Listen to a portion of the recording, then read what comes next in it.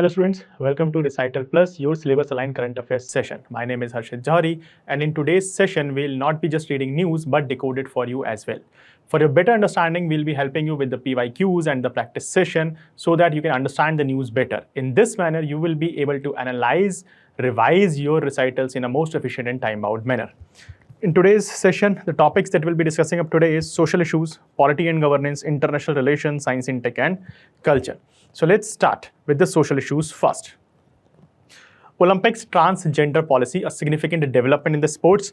The International Olympic Committee has introduced a new policy restricting participation in women's events to biological females verified by SRY gene test, that is sex recognition Y chromosome gene test, excluding transgenders and some intersex athletes. All right, so understanding the distinctions between sex and gender is very, very important. What is biological sex? Sex refers to biological difference such as reproductive organs and chromosomes. Humans basically have XX chromosomes in female and XY chromosomes in male, though variations may occur. Some individuals, such as those with disorders of sex development, may not fit nearly into this binary as seen in the cases like athlete Castor Semenya. Right, intersex individuals possess physical or genetic traits that do not align strictly with the typical binary definition of the male or female. That is the whole crux. As an example of the DSD, individuals with Swyer syndrome may have female reproductive organs despite carrying a XY chromosome, which is a typically male chromosome. All right, now let's see what is gender. As sex is biological, gender is more like a social identity. It is how individuals perceive themselves as male, female, or non-binary. It may not always align with biological sex. For instance, transgender women may be biologically male but identifies as female. So there is a difference between sex and gender. Now, why gender eligibility is controversial in women's sports? That is the question. The debate over gender eligibility in women's sports stems from facts that modern sports are divided on based of the biological sex, as they assume that men have generally possess physiological advantages over women in some sports. All right. Now, role of testosterone and athletics performance. Testosterone influenced by the SRY gene on the Y chromosome is linked to greater muscle mass, strength, bone density, and hemoglobin levels. Studies suggest that hormones largely explain performance difference between male and female athletes, with estimated 10 to 20% advantage in certain sports categories. While evidence supports testosterone impact, it is not fully conclusive. This is also one of the side. Now, core of the debate is that the central issue is whether athletes with higher natural testosterone level, such as those with the DSDs or transgender women, have an unfair advantage or not. The Olympic Committee maintains that allowing transgenders and certain DSD athletes in women categories may compromise fairness, safety, and competitive integrity, especially in sports dependent on strength, power, and endurance. Now there is a global shift in sports eligibility rules as well. This new policy, initially international federations were allowed to frame their own rules based on fairness, inclusion, and scientific evidences. Now the IOC has directed that its strict criteria should be widely adopted across global sports bodies. Now, there is existing and emerging regulations. Many international federations had already imposed restriction based on the testosterone levels. For instance, World Athletic requires DSD athletes to maintain a low testosterone levels, while sports bodies like FINA, cycling, and rugby have implemented varying bans on transgender women. Some have also introduced genetic testing such as SRY gene test as well. Now, critics have a different opinion. They argued that proposals like creating an open category is where the transgenders basically and SRY gene test people, they can compete in an open category, but they said that creating an open category for transgenders may face practical challenges due to the limited number of elite level participants.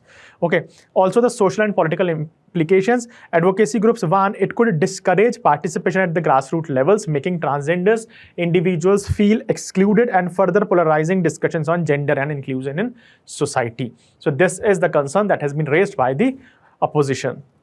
Now, consider the following statements. We have a question for you. The International Olympic Committee has introduced a new policy that restricts participation in women's events to biological females verified by an SRY gene test effective from 2028 Olympics. This is a correct statement.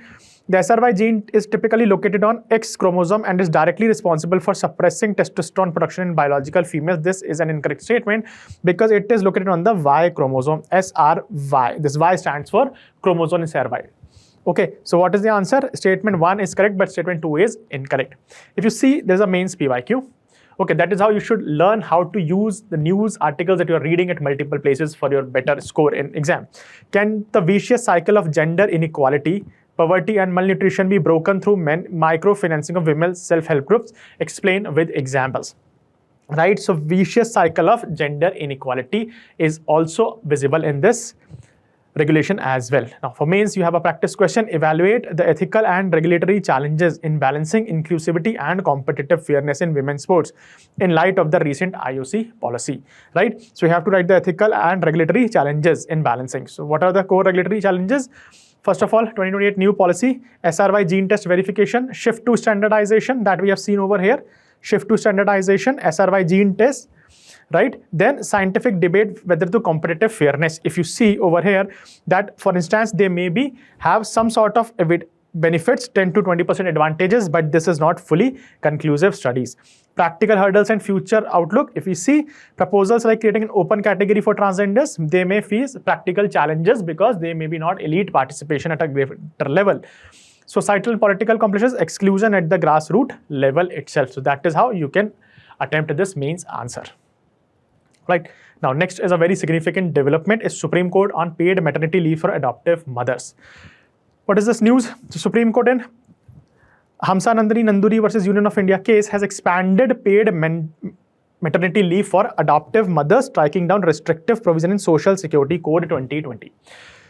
What was there? If I tell you the maternity framework in India, the Maternity Benefit Act 1961 initially provided for 12 weeks of paid leave. Right. Then it was amended in 2017 and it has extended for 26 weeks, but just for biological mothers. Right. It also introduced maternity leaves for adoptive and surrogates mother, but with conditions. The condition is that it was for 12 weeks and also only if the child was below 3 months of age, and that is the catch. The Supreme Court judgment and the legal changes. We see Supreme Court struck down the restrictive provision limiting maternity leave for adoptive mothers. Okay, that means this condition is now struck down by Honorable Supreme Court. The court held that such restriction violates principle of equality and child welfare. Judgment recognizes adoptive mothers as having the same rights and responsibilities as that of biological mothers. What are the rationale behind the judgment? Supreme Court's reasoning reflect a broader and more inclusive understanding of motherhood. It is not just limited to biological motherhood. The court stated that motherhood cannot be viewed through a narrow lens of biology and must include adoptive relationships, right? Child-centric approach. Adopted children often face emotional and psychological challenges. The initial bonding phase is very, very crucial for overall development for the children. The court noted that children raised in institutional settings may have higher level of stress requiring greater parental care and after adoption. Hence, this 3 months age criteria should not be applicable anymore. The right to reproductive autonomy. Supreme Court also accepted adoption was recognized as a part of individuals' reproductive choices, linking the judgment to the broader constitutional rights. Limitation of earlier law. The 3-month age limit exclude most of the adoptive parents. Why? Because application procedures in India often takes longer than 3 months. Data showed that less than 5% of the adopted children were below the age of 3 months. So that means the majority of the adoptive parents, they were not able to take the benefits of the maternity leaves given in the Social Security Code Bill 2020. Now, what is the impact of the judgment? Greater inclusivity. Judgment ensures equal treatment of adoptive and biological mothers, improved child behavior and support for working women. The court's observation on parenthood. The Supreme Court emphasized that parenting responsibilities should not be viewed as solely maternal. It highlighted the importance of shared parenting. Okay, imagine this thing. If the acts or the state is giving benefits as maternity leaves, but not paternity leaves. Getting? So what does that mean? We are assuming that parenthood is only the duty of mother, not of that father. And that is why the Supreme Court re-emphasized that the union government should consider formal legal framework for paternity leave as well, because parenthood is a joint responsibility. Like, what is the status of paternity leaves in India? Currently, male government employees are entitled to 15 days of paternity leaves. In the private sector, policies may vary across organization. Now, there is no comprehensive national law governing paternity leave, leading to uneven benefits. In this background, Supreme Court has recommended that union government consider a formal legal framework for paternity leave as well. Okay, let's see the PYQs. Which of the following categories of fundamental rights incorporates protection against untouchability as a form of discrimination? So whenever the fundamental rights has been expanded by the Supreme Court, it is very high chances that it may come in the exam. Prelims. Consider the following statements regarding the legal framework for maternity and childcare benefits in India. Maternity Leave Act currently guarantees a uniform 26 weeks of paid maternity leave for both biological and adoptive mother. This is an incorrect statement, because for biological mothers it's 26 months, but for adoptive it is 12 weeks. Now let's see this question. Consider the following statement regarding the legal framework for maternity and childcare benefits in India. The Maternity Benefits Act currently guarantees a uniform 26 weeks for paid maternity leave for both biological and adoptive mothers. You please remember that 26 weeks is for biological mother, and for adoptive mothers it is 12 weeks. However, that age criteria of less than 3 months is removed. So this is an incorrect statement. The Supreme Court recently ruled that adoptive mothers are entitled to 12 weeks of paid maternity leaves regardless of the adopted child's age. The Social Security Code 2020 initially restricted maternity benefits for adoptive mothers to cases where the adoptive child was below 3 months of age. Currently, there is a comprehensive national law mandating a uniform 15 paternity leaves for all male employees across both public and private sectors in India. Is an incorrect statement, because that is only in the public sector, not in the private sector. So this is incorrect. Answer would be only 2. Now, mains PYQ, let's see. Development and welfare schemes for the vulnerable by its nature are discriminatory in approach. Do you agree? Give reasons for your answer. Now, in this PYQ that was asked by UPSC, you can now use this discriminatory provision that has been struck down by the Supreme Court now. Okay, so that is how you can use the news in the exam as well. Now, mains, if I see, analyze how the Supreme Court's recent ruling on the maternity leave for adoptive mothers make a shift towards a right-based, child-centric approach to motherhood. So what are their right-based shifts? Supreme Court promoted equality and dignity under Article 14 and 21, reproductive choices, and into arbitrary barriers. As we have seen that this is related to part of individuals' reproductive choices, right? Then child-centric approach and prioritizing well-being. Supreme Court stated that the adopted children often face emotional and psychological challenges, and institutional settings may have higher stress level requiring greater parental care after adoption. Redefining motherhood, social and functional view, state of being a mother, care and responsibility, and inclusivity. Towards gender justice, shared parenthood, it is Supreme Court recommended the union government to consider formal legal for paternity leave as well, right? So on these lines, you can write this answer as well. Now next is Bombay High Court ruling reinforces right to education guarantee. What happened recently? The Nagpur bench of Bombay High Court recently quashed a transfer certificate issued to a 13-year-old for non-payment of school fees, holding that child within the compulsory education age, that is 6 to 14 years of age, cannot be expelled and order immediate readmission. Let's see the case background first, and then we'll see what are the key findings of the court. Case is that there was a 13-year-old student from Father Ejnis schools was issued a transfer certificate for non-payment of 23,900 rupees fees. Her father had earlier complained to the authorities regarding arbitrary fees fixation and non-use of NCERT books by the school. In March 2025, the school warned that unpaid dues would lead to a TC and subsequently issued it. Father claimed that he tried to give the fees, but he was not allowed into the school premises. The school argued that it was an unaided minority institution, affiliated with Central Board of Secondary Education. It has not covered by the Right of Children to Free and Compulsory Education Act 2009. And they accepted the Maharashtra School Educational Institution Regulation of Fees Act 2011 allowed recovery measures for unpaid fees, right? Now, what are the related constitution provision is Article 21 Clause A, that the Constitution guarantees free and compulsory education for all children aged 6 to 14 years of age. 86 Constitutional Amendment 2002 forms the constitutional basis of Right to Education Act 2009. What is RTE Act 2009? Section 3, Clause 1 said that every child 6 to 14 years of age has a right to free and compulsory education in a neighborhood school until completion of elementary education from class 1 to 8th.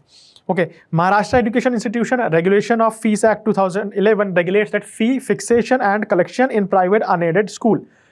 It also has a provision that allows school to impose penalties or interest for delayed fees payments. However, let's see what are the key findings of the court in this case.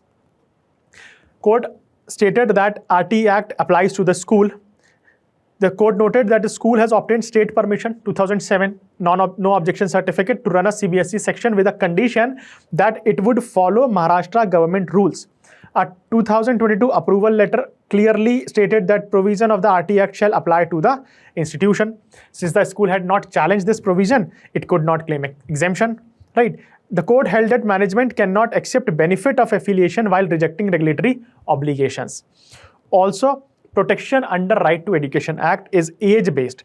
The student was 13 years of old, which falls in 6 to 14 years of age category protected under Right to Education Act.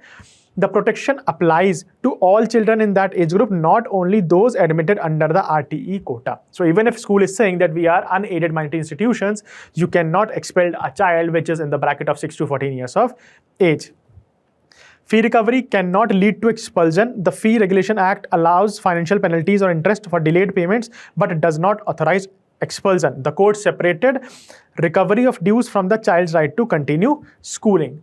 Okay, so let's see, there's a PYQ on the Right to Education Act previously asked by UPSC as well. We have a prelims practice question for you, is that assertion reasoning question. Under the Right of Children to Free and Compulsory Education Act, a private unaided school cannot expel a 12-year-old student for the non-payment of school fees. Why? The statutory provision against expulsion under the RT Act is exclusively available for the student committed under the mandatory 25% economically weaker section quota. This is incorrect. Court observed that protection applies to all children in that age group, not only those admitted under the RTE quota. Okay, so statement 1 is correct, but our reasoning is incorrect. Let's see, this is a mains PYQ on Right to Children to Free and Compulsory Education Act 2009. Now you can value add to this question from this article that we have just discussed. Okay, mains, we have a practice question. Evaluate the conflict between the financial autonomy of private schools and the Right to Education, Article 21A. The conflict between financial autonomy in the private school and the right to education.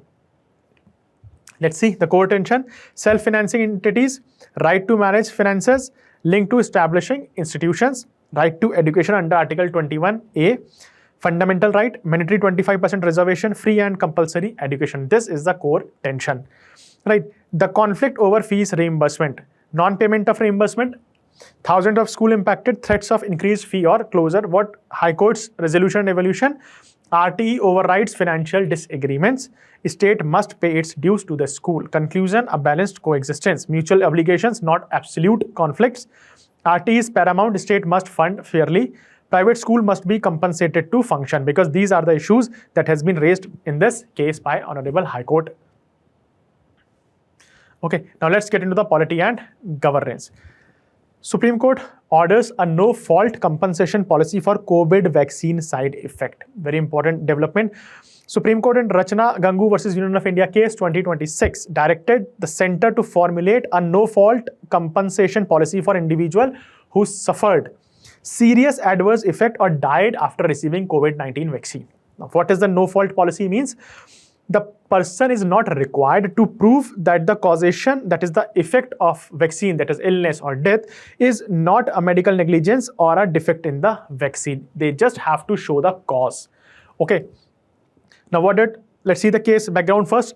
The batch of petitions were filed before the Supreme Court by parents of individual who had died after receiving COVID-19 vaccination, seeking, first, they asked for an independent expert medical board to inquire into post-vaccination death. Secondly, they said formulation of protocols for early detection and treatment of adverse events following immunization. Thirdly, they said grant of compensation for vaccine-related injury or death. And lastly, transparency and accountability in public health decisions. Core allegations by petitions is that they argued that vaccine risks were not completely disclosed and the citizens were kept in dark about the rare side effects. Okay, we know that India's mass vaccination program 2021 onwards, though it was voluntary, but because of the protocols, because of the governance notification, as there was a ban on the movement travel for the person, this became de facto mandatory, right? Absence of uniform national framework for death and disability due to vaccination violated Article 21 right to life. So these were the allegations raised by the petitioner in this case. Now, government through the Ministry of Health and Family Welfare argued that the vaccine underwent rigorous approval process and clinical trials. Secondly, they stated that vaccine-related deaths were extremely rare and for certain clotting disorders. They lastly said that aggravated families, if there is some loss, they can approach civil or consumer court to claim damages for negligence or lack of proper functioning against the vaccine manufacturers. However, Supreme Court stated that this is very cumbersome process, right? So broader questions that was raised during the petition is that to what extent courts can intervene in scientific decision and vaccine strategies. Okay, now issues framed by the Supreme Court: whether absence of a uniform compensation policy for vaccine-related harms violates right to life, and also can the court direct the government to frame such a policy in case of violation. Now let's see what did Supreme Court rule. Right to life includes health and dignity. Okay, Article 21 is not just limited to protection from the death, but also right to health, bodily integrity and dignity. Court will not decide the scientific causation. Examine whether vaccines could cause specific deaths is not under court's jurisdiction because it requires complex research and scientific analysis. Supreme Court also observed that no separate expert body is needed as it was asked by the petitioners. The court said that we already have the existing mechanism is adequate and state must also ensure relief and support. Absence of compensation framework is a serious gap. India lacks a uniform system to compensate vaccine-related injuries or death. This is a violation of constitutional concern under Article 21. Now, fault-based legal remedies are inadequate. Supreme Court stated that, which the government suggested, that the families should go to the civil courts as proving negligence in vaccine injury cases is scientifically complex, time-consuming and burdensome and can lead to unequal outcomes. Someone may be able to prove, the other party may not be able to prove, so it may be a unequal outcome violating Article 14, which is equality before law. Right? Now, what are the directions? Direction to introduce no-fault compensation. The court stated that affected families can receive relief without proving negligence, and this is a welfare measure, not an admission of fault. It should be implemented quickly and transparently. Now, what is the implication of this verdict? First, right to health is strengthened. Shift towards welfare-based, not fault liability. Reducing the burden on victims to prove negligence and promoting a more human welfare-oriented legal framework. Secondly, improved public trust in vaccination program. Limits on judicial intervention in scientific matters, as Supreme Court reinforces the principle of judicial restraint in technical and scientific domains. Okay, strengthening of equality, Article 14, and imposes administrative and fiscal responsibilities on the state, as this may increase public expenditure, require clear guidelines, eligibility criteria, and funding mechanism. It also balances between public good and individual rights by ensuring that individual suffering is not ignored due to ongoing public health program. Okay, so you see, right to privacy was asked previously, and this time this is right to life. Okay, consider the following assertion and reasoning. We have a practice question for you. The Supreme Court of India recently directed the Union government to formulate a no-fault compensation scheme for individuals suffering serious adverse effects from COVID-19 vaccine. This is correct. Under a no-fault liability framework, the claimant must legally prove medical negligence or a manufacturing defect in the vaccine to receive compensation. This is an incorrect statement because in no-fault policy, claimant is not required to prove that there was a medical negligence. Okay, so this is incorrect. This is correct answer would be C. Now, mains PYQ. The Constitution of India is a living instrument with the capabilities of enormous dynamism. You can see that how in the recent judgment, Supreme Court has also expanded and re-strengthened the Article 21. Okay, now mains question. If we see analyze the Supreme Court's rationale behind directing a no-fault compensation framework for public health programs, how does it strengthen the right to health under Article 21? So first of all, addressing practical realities and program integrity, recognition of failure rate, streamlined dignified resolution, upholding public trust. Okay, then we have state's absolute duty to the citizen. Supreme Court had mandated the state to come up with a no-fault compensation policy, humanizing the right to health and standardizing protection. Okay, so on these lines, you can answer this question. Now, this is Census 2027 mascots. Recently, the Union Home Minister soft launched 4 digital tools, please remember, and formally unveiled the mascots Pragati and Vikas for Census 2027, which is India's first digital census. Now, first, let's understand the mascots. Pragati, a female enumerator's mascot. Vikas is a male enumerator. Objectives: to act as a friendly public faces of Census 2027, first thing. To help communicate census information, objectives and awareness to the citizens. To symbolize equal participation of women and men for the vision of Viksit Bharat 2047. So this was all about the mascots, Pragati and Vikas. Now, more important for your exam is the 4 digital tools for Census 2027 developed by CDAC. First is House Listing Block Creator web application. It is a web map tool for satellite imagery for help officer digitally create house listing blocks for standardized geographic coverage. Then you have HLO mobile application. It is a secure offline mobile app for enumerator to collect house listing data during field visit. It will work on both Android and iOS and also supports 16 regional languages. Please remember, this is regional language, not the scheduled language we are talking about. And enables direct field to server data upload, reducing paperwork, right? Then you have the self-enumeration portal. First time onwards, this is online self-enumeration facility for household. Citizens can submit household details online before field survey. It generates a self-enumerating ID for verification by the enumerator. And then we have the Census Management and Monitoring System portal. It is a centralized digital platform for planning and monitoring of the census by the sub-district, district and state levels authorities. Now, what is the significance of this mascots and tools in Census 2027?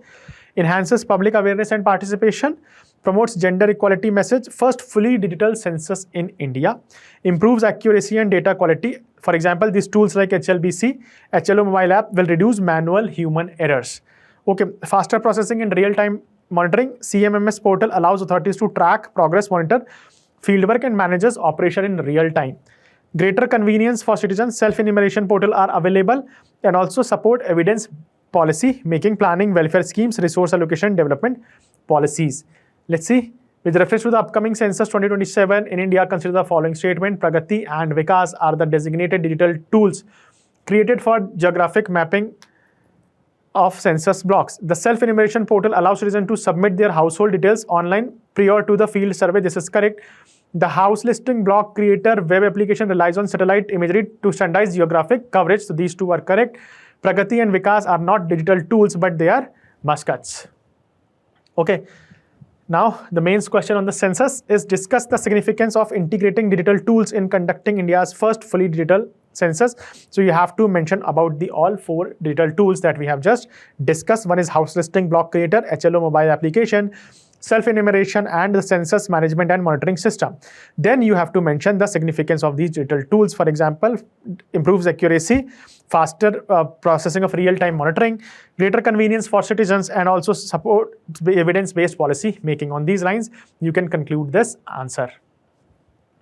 MP-led funds. The recent study by the Hindu group found that 21 MPs have recommended local area development scheme MP-led funded works outside their state or constituency with over 18 crore rupees. From these 18 crores, 84% of the funds went to districts in Uttar Pradesh. Now, what is MP-led scheme? The objective is, please remember, it allows MPs to recommend developmental work in their constituency or state primarily, and each MP can recommend projects worth rupees 5 crore per year, right? What are the objective is to enable MPs to create, remember this, durable community assets, okay, and address local development needs such as roads, school, public infrastructure, etc. Now, areas of recommendation, generally if I tell you, Lok Sabha MP, districts of their constituencies, Rajya Sabha MPs, one or more districts of the state from which they are elected. Nominated MPs can recommend works anywhere in India. However, there are some exceptions. Exceptions is that MPs can recommend up to 50 lakh per year outside their normal area. Okay, initially it was 25 lakh, but then it was revised. Now, up to 1 crore per year can be contributed for rehab and reconstruction in areas affected by severe natural calamities. Okay, so in normal situations, you can give up to 50 lakh per year, and in terms of rehabilitation and reconstruction of natural calamities, then the limit is 1 crore rupees per year. Right, implementation process, MP recommends the works, then the district authority will check the feasibility and sanctions the work. Another important point that you please remember that MP-led schemes work under the Ministry of Stats and Program Implementation. This is important. Now, what are the key challenges faced by the MP-leds? First is misallocation of the funds. MPs sometimes recommend projects outside their constituency states, diluting the objective of addressing local development. Political patronage and biases. Rather than giving the amount for the work which is actually needed, they may give it to use build political networks and favor particular region or groups. Limited accountability. MPs can only recommend the works. Execution is done by the district officers. Implementation delays. Project often face bureaucratic delays in sanctioning, tendering and execution. Uneven regional distributions. States with the larger number of MPs will have the larger amount at their disposal. Risk of misuse or low impact projects. Funds such as sometimes go to low priority assets, for example, street lights, minor infrastructure rather than long-term development project, which was the goal of this scheme. Okay, constitution and governance concern. Also, critics argued that MP-leds blurs separation between legislative and executives, since MPs can influence the execution of the developmental projects. What is the way forward? Strict area norm, greater transparency, independent audits, priority-based planning, time-bound implementation, focus on durable assets and clear accountability. In order to assert these things, government is now working with digital monitoring e-Sakshi portal for the MP-led scheme, which have online recommendation of the work by the MPs, real-time monitoring of the sanctions, progress and payments, uploading photos and document for transparency, and shows fund utilization completion status of the project. Okay, so MP-led scheme was previously in the exam as well, so there is a possibility that it may come in the exam again. Now, prelims, if I tell you, nominated members of the Rajya Sabha can recommend works anywhere in India under the Member of Parliament Local Area Development Scheme. This is correct. Under the MP-led guidelines, MPs are strictly prohibited from recommending any development project outside their normal constituency or state. This is an incorrect statement, because there's a criteria that in the normal situation, they can give up to 50 lakh per year and 1 crore per year in terms of rehabilitation due to natural calamity. So answer would be C. Now let's see the mains question. Despite the intention to bridge local development gaps, MP-led scheme faces systematic governance challenge. Evaluate. So first of all, goal of localized developments, fund durable assets, mechanism of action. Okay, then the governance challenges you have to mention, for example, non-payment of funds, interagency disputes, impact on vulnerable rights. What needs to be done? Systematic governance, conflict, state obligation and lack of direct accountability. Hence, we should use most of e-Sakshi portal to promote that there's a transparency and accountability, also real-time monitoring, and shows fund utilization completion status of the project. So from this, you can write this answer as well. Next is Asmita Initiative. Union Ministry of Youth Affairs and Sports recently organized a nationwide athletic league known as Asmita across the nation to celebrate women in sports on International Women's Day. Okay, what is Asmita Initiative? Asmita, achieving sports milestone by inspiring women through action. Launched in 2021, is a unique initiative to celebrate women in sport. It is a part of Khelo India gender neutral mission to promote sport among women through leagues and competition. Objective is to encourage participation of young women aged 14 to 28 by creating a vibrant environment. Okay, focus athletics, 100 meters, 200 meters, 400 meters across the age group from under 13 to 18 and 18 plus as well. Implemented by Sports Authority of India under Ministry of Youth Affairs and Sports in partnership with My Bharat. Now, My Yuva Bharat is an autonomous body that provides an overarching institutional mechanism provided by technology for youth development and youth-led development. Okay, it helps foster opportunities for women, encouraging them to engage in sports and strive for excellence. Okay, so these schemes are generally part of your exam. We have a prelims probable question for you. The Asmita Initiative recently seen in the news is primarily related to providing financial assistance to the women entrepreneurs in the MSME sector. No, the nationwide athletics league to encourage young women participation in sports. This is the correct statement. Next is Broadcast Audience Research Council. In the view of unwarranted sensationalism and speculative content in coverage of the West Asia conflict. Ministry of Information and Broadcasting directed the Broadcast Audience Research Council BARC to suspend publication of TV news channels television rating points, which is known as TRP, for 4 weeks or until further orders. Now, this is not the first instance. In 2020, after the Mumbai police uncovered an alleged TRP manipulation scams involving Republic TV and 2 Marathi channels, BARC suspended weekly TRP ratings for news channels for 3 months. Okay, Broadcast Audience Research Council India. What is this? This is joint industry body that measures television viewership in India and provides TRP. It was established in 2015 by the stakeholders bodies. For example, India Broadcasting and Retail Foundation, Indian Society of Advertisers, Advertising Agencies Association of India. Objective is to promote transparent, accurate and industry standard TV audience measurement system in India. Now, how are householders selected for barometer? The households are selected based on an establishment survey. A random sample, for example, they have a panel homes, is chosen where barometers are installed. Households rotate periodically to maintain representativeness and secrecy. Okay. Now, what is TRP program? Why it is so important?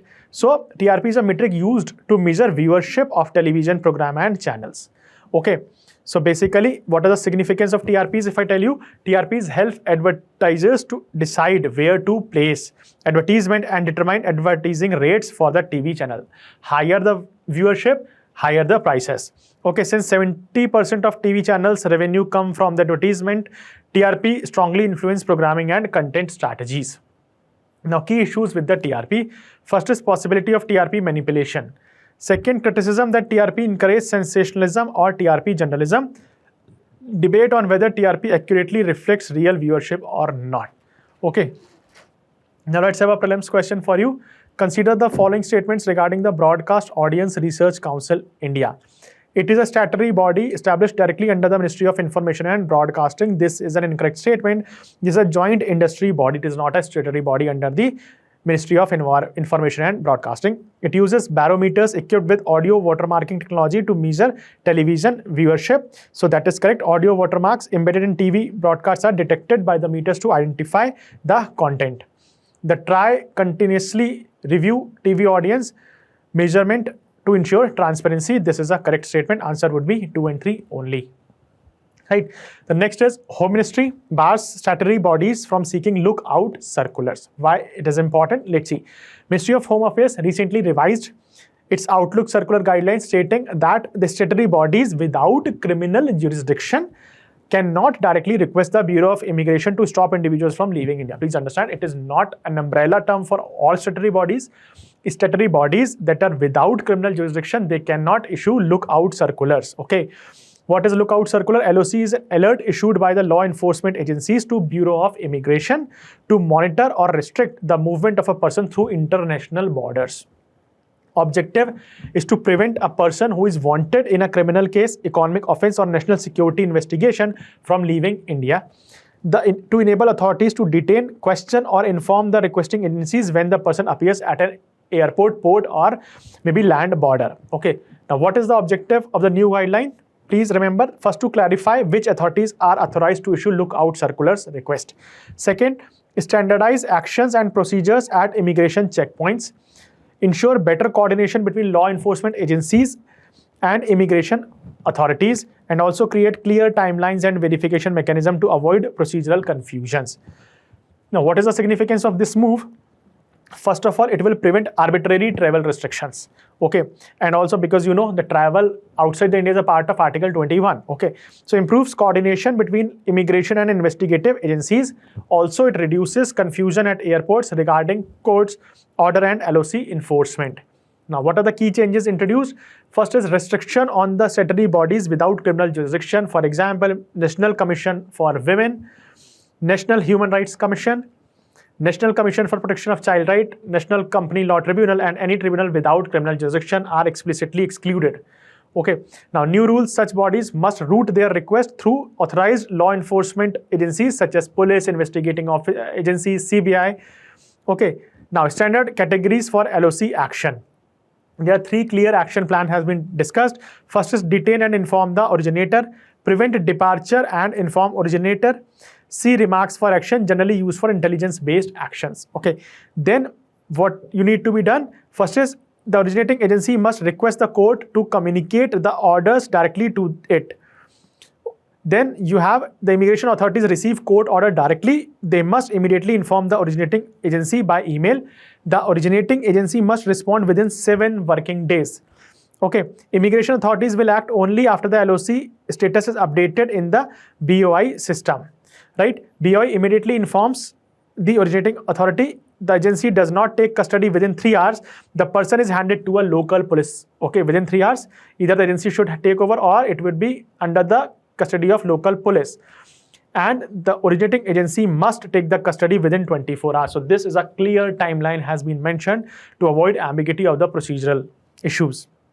Okay, let's see the question. As per the recent guidelines issued by Ministry of Home Affairs, which of the following statutory bodies are explicitly restricted from directly requesting the Bureau of Immigration to issue lookout notice? So National Commission for Women, National Human Rights Commission, National Company Law Tribunal. CBI is not in the list because it has a criminal jurisdiction. Answer is C, only 3. Okay, now there is a paper which estimating reduction in polling personnel deployment under simultaneous election. So what is this news all about? The Economic Advisory Council to the Prime Minister recently released a working paper estimating the potential reduction in polling personnel deployment under a simultaneous election framework, that is one nation, one election, right? Let's see what are the highlights of this paper.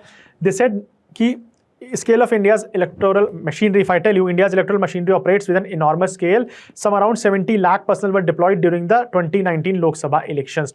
Just imagine 70 lakh.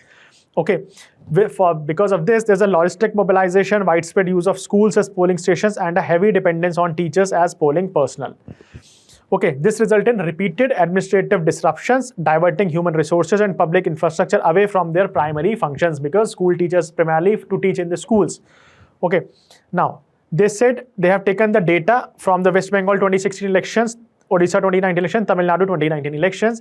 Based on that, they stated that while separate elections requires 9 personnel per polling station, simultaneous elections would require only 6, implying a theoretical reduction of about 33% decline in theory. However, they have adjusted it to the real world. They stated that the actual savings are lower than the expected 33%, because some states have early elections about 2 every 5 years, resulting in extra elections and more staff. States like Andhra Pradesh, Odisha and Sikkim, they already held simultaneous elections with Lok Sabha, hence no extra savings happen there. To simplify calculation, the paper uses an average state model based on the overall polling station data, right? So they said that the gain should be effectively 28%. All right, that would be some around 1.04 crore personal days if we go for one nation, one election. However, they have mentioned that there are some gains. Gains as that educational sector benefit, because most polling staff is from the school teachers. Administrative efficacy, about 28% reduction, but there are some limitations. First is security deployment uncertainty. EVM related persons, first level checking and commission, fewer election cycles, but double EVMs may be required. Okay, no reduction in counting staff, because separate counting of Lok Sabha and Assembly elections, separate staff is required. So in counting, there is no efficiency improved. Transition phase challenge, some states will vote twice temporarily, short-term increase, and also limited scope of gains, right? So for that, there's a PYQ question on elections is very, very prominent in exam. We have a prelims probable question for you. With reference to the ESE PM's working paper on simultaneous election, consider the following statements. Simultaneous elections are estimated to eliminate the need for central armed police forces deployment. Eliminate. Okay, so understand, under a simultaneous elections framework, there will be no reduction in the counting staff required, because Lok Sabha and Assembly were counted separately. This is correct statement, but they are not to eliminate but to reduce. Okay, so answer would be 2 only. Now, mains PYQ, they have already asked a question on simultaneous elections to the Lok Sabha and the State Assembly will limit the amount of time and money spent in electioneering. Here you can add the reports that has been submitted by this paper about the reduction expected 33%, like actual gains is 28% and 1.04 crore personal days. Okay, so that is how you can bridge this news to your PYQ. Now we have a mains practice question for you, that is, discuss the administrative benefits and the security related limitations of conducting simultaneous elections in India. So you have to mention the administrative benefits that we have just discussed. Okay, for example, the reduction in working days, 28% gains, some around 33% gains. Okay, and educational sector benefits, administrative efficiencies. But then you have to mention the security related limitations. For example, personals and logistics strains would be there. Compromised security depth and response to localized vulnerabilities could be a reason. Okay, on these lines you can write this mains answer. Now, Amrit Bharat Station Scheme. A parliamentary committee recommended Railways Ministry to assess passenger satisfaction regularly, conduct post-redevelopment impact evaluation under the Amrit Bharat Station Scheme, focusing on amenities, accessibilities, cleanliness, safety, robust feedback and grievances redressal system for continuous improvement. So in short, they are stating that you must keep taking the feedback from the citizens to ensure the efficiency of the scheme post redevelopment. Now, out of 1,337 stations identified for the scheme, 172 are completed and 1072 are under progress. In India, we have total 8,000 stations or halts. Okay, now what is this Amrit Bharat Station Scheme? It's a long-term phased redevelopment program of Indian railway station to modernize railway stations with a focus on station-specific master plans based on local needs and passenger requirements and transform station into modern, multifunction and urban hubs. Okay, what are the key features of the scheme? First is infrastructure upgrade. For example, better entry-exit platforms, roofing, waiting halls, toilets, live escalators, lifts, Wi-Fi, executive lounges and food courts. Accessibility, ramps, tactile paths, braille signage, so that you have the Sugamya Bharat mission. Urban integration, local economy boost, one nation, one station, one product. And also aesthetic design and sustainability, green spaces, energy efficient system, better waste management to make the stations environmental friendly. Okay, but there are some challenges. What are these challenges? First is funding constraints and cost overruns. Coordination issues between railway, state governments and urban bodies result in implementation delay. If there is a delay, there will be cost overrun. Okay, uneven development, results of prioritizing major stations over smaller ones, and maintenance and service quality post redevelopment is difficult, and because of this ministry has asked to go for this assessment again and again. Okay, now you have this prelims question. The Amrit Bharat Station Scheme launched by Ministry of Railways primarily focuses on 100% electrification of the board gauge railway networks across India, no development of dedicated high-speed freight corridors, no long-term phase redevelopment of modernization of railway stations with urban integration. This is a correct statement. Now, discuss the role of Amrit Bharat Station Scheme in transforming railway stations into multifunctional, accessible and sustainable urban hubs. So you have to first mention how this is multifunctional integration, such as city centers. So we have roof plaza, economic hubs, one station, one product, and also modern amenities, for example, lifts, escalators and everything over there. Ensuring universal accessibility. So we have this braille signage, lifts, ramps for the people, Divyangjan friendly stations. Embedding sustainability, that is, we are making it more disaster resilient, technological readiness, okay, and also eco-friendly designs to improve solutions, right? So on these lines, you can write this answer. Now, next news is related to the protocol to receive a president in a state. The absence of West Bengal Chief Minister during President's state visit triggered a political controversy with allegations of violation of protocols and disrespect to the constitutional head. Okay, possible implication of the controversy. First is it may bring the strain between the center state into the public domain, politicization of constitutional protocols, administrative and protocol security, and precedent for future visit. Okay, what is the impact of cooperative federalism? The public disputes over protocol may weaken the spirit of cooperative federalism. Symbolic impact on constitutional norms. It's seen as erosion of constitutional courtesy and institutional norms. Now, what are the protocols for the president visit to a state? First is governing framework through a blue book. Basically, blue book is released by Ministry of Home Affairs, which has regarding confidential operational manuals detailing security, ceremonial and logistical arrangements to the President and Prime Minister as well.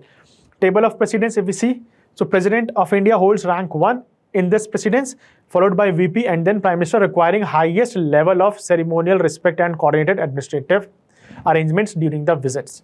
Okay, reception protocol, though it is not legally binding, but as per the protocol, governor and CM should be there to welcome the president, to receive the president at airport. And in case if the CM is not available for some reason, he or she must nominate one of the member from the cabinet, the minister, to go on his or her behalf. However, the issue is that this time neither the CM was present nor any ministers from the cabinet was nominated to receive the president on her behalf.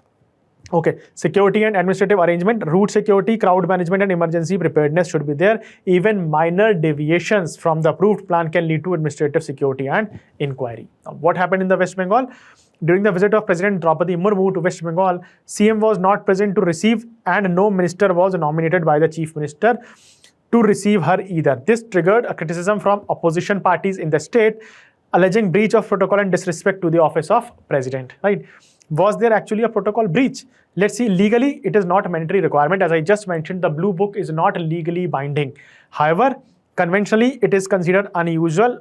Constitutional conventions and administrative courtesy. The CM cannot attend. A minister is usually deputed, but in this case, it was not there. Okay.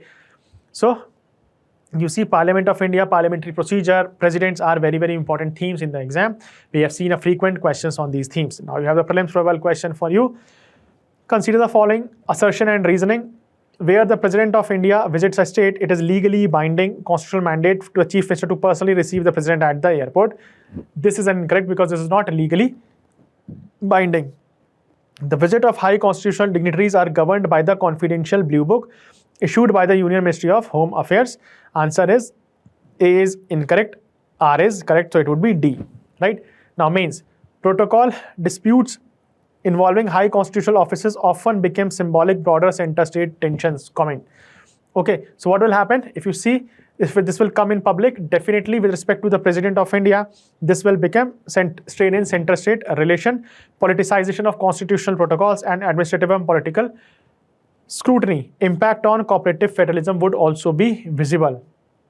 Okay, so on these lines, you can comment. Then what needs to be done? We must ensure that the constitutional bodies should be followed the constitutional morality or the constitutional convention as well, right? Next is Seva Bhav training. The Standing Committee on Personal Public Grievances, Law and Justice, chaired by BJP MP, recommended the government to introduce mental health support and training on Seva Bhav, spirit of service for bureaucrats. Very, very important. Now, what are the recommendations? They said official well-being, create a structured well-being framework for the officials, provide mental health counseling support, monitor extra workload, and ensure stable tenure, reduce frequent transfers, and add stress management under Mission Karma Yogi and conduct annual well-being survey. Also introduce Seva Bhav training at Labasna for the trainee bureaucrats. AI regulation, use AI through centrally approved agreement including large language models to ensure data confidentiality. Now, the question is, what is the need of Seva Bhav training?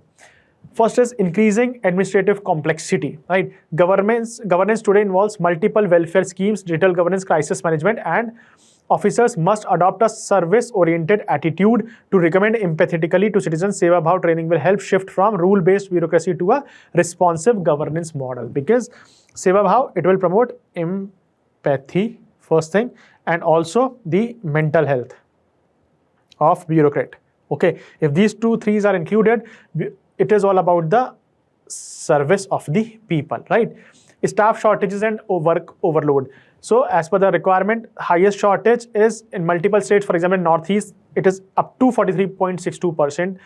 Okay, so this will bring fatigue and transactional behaviors, reducing sensitivity to the public needs. Seva Bhav training that they're asking, you should go in the Labasna, will reinforce purpose-driven administrative despite workload stress. Okay, declining service ethos, public expectation and accountability, and also governance in sensitive regions. So because of these, bureaucrats should be going for Seva Bhav training as per the Standing Committee of Personal Public Grievances, Law and Justice. Okay, let's see this question. Parliamentary Standing Committee recently recommended the introduction of Seva Bhav training for bureaucrats. This initiative primarily aims to train officers in advanced cyber forensic and AI management, foster emotional intelligence, mental well-being, and empathetic citizen engagement. Answer would be B. Okay. Now, mains question. Analyze how the integration of Seva Bhav training and mental health support can address the challenges of work overload and declining service ethos among civil servants.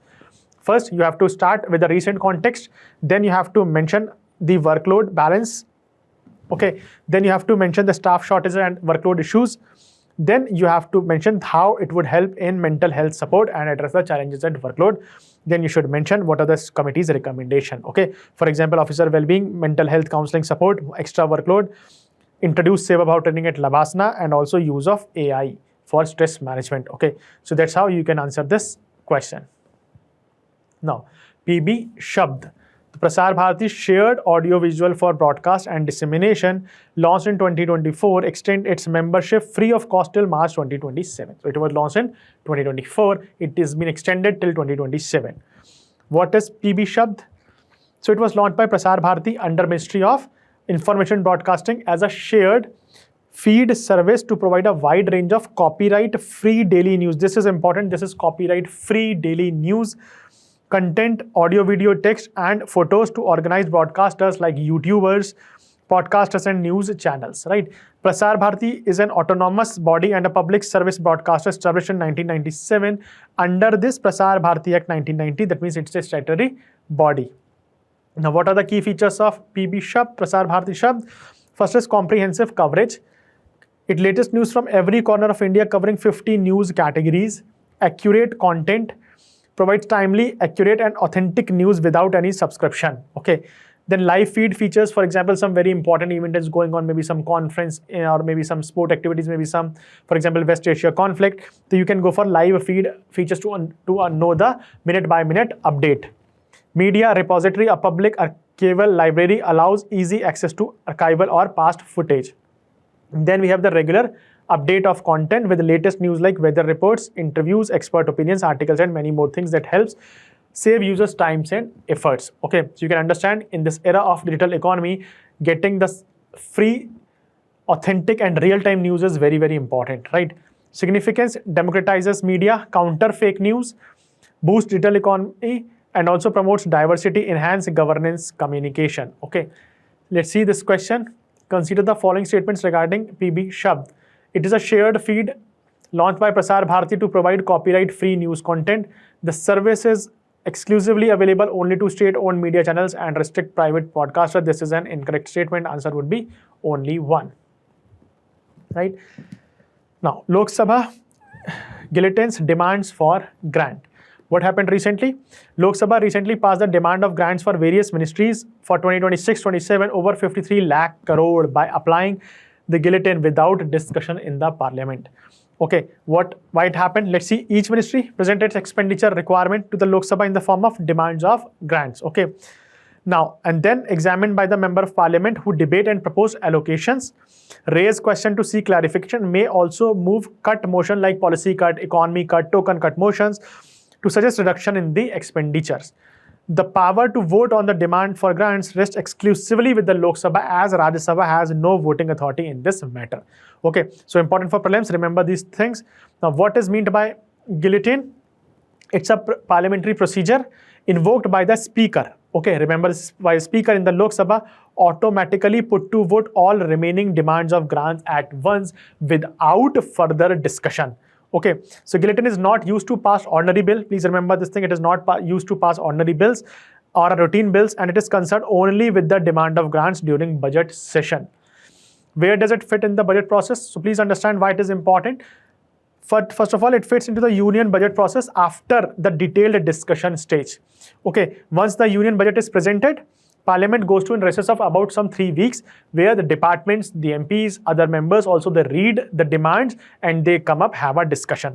But after the House reconvenes, demands of grants are discussed ministry-wise. But what will happen, because of the lack of time, not all demands would be discussed in the Lok Sabha, and the appropriation bill is sent to Rajya Sabha, where it is discussed and returned. The Rajya Sabha cannot vote on appropriation bill. Okay, so what will happen? Appropriation bill, once it is passed, it is authorized withdrawal of funds from the Consolidated Fund of India to finally finance bill is enacted to give effect of taxation period. Understood? So what will happen, because of the lack of time, not every demand could be discussed in the Lok Sabha. So speaker will be invoking guillotine. That means the bill is enacted and after that it has been sent to the Rajya Sabha. Now what is the need for guillotine? Large number of ministries, limited parliamentary time, okay, frequent disruptions, and also time-bound budget approval is mandatory. Avoid administrative paralysis. Hence, what is the procedure of guillotine? Business Advisory Committee, okay, allocates time for the discussion, wherein selected key ministries are discussed on the last allocated day. The speaker invokes guillotine for all the remaining demands for grant, okay. Now, there's another thing known as bill indent. Please remember the difference between guillotine and indent. Guillotine is an institutional mechanism and it is not explicitly mentioned in the constitution, right? Passing indent is an ad hoc mechanism which is due to situational compulsion. It is limited to budget session only. Any bill can be passed by indent. Lack of time disruption in the house is the primary cause for the indent. Guillotine is pre-scheduled by the Business Advisory Council or by speaker. It is by the chair only. Discussion is limited. In indent, discussion is absent, right? However, this guillotine has some limitations and it is like reduced parliamentary scrutiny, weakens legislative oversight, and important ministries may go undiscussed. Okay, so on this there was a PYQ as well. For example, appropriation bill, money bill, these are important things. Now let's see a question. Consider the following statements.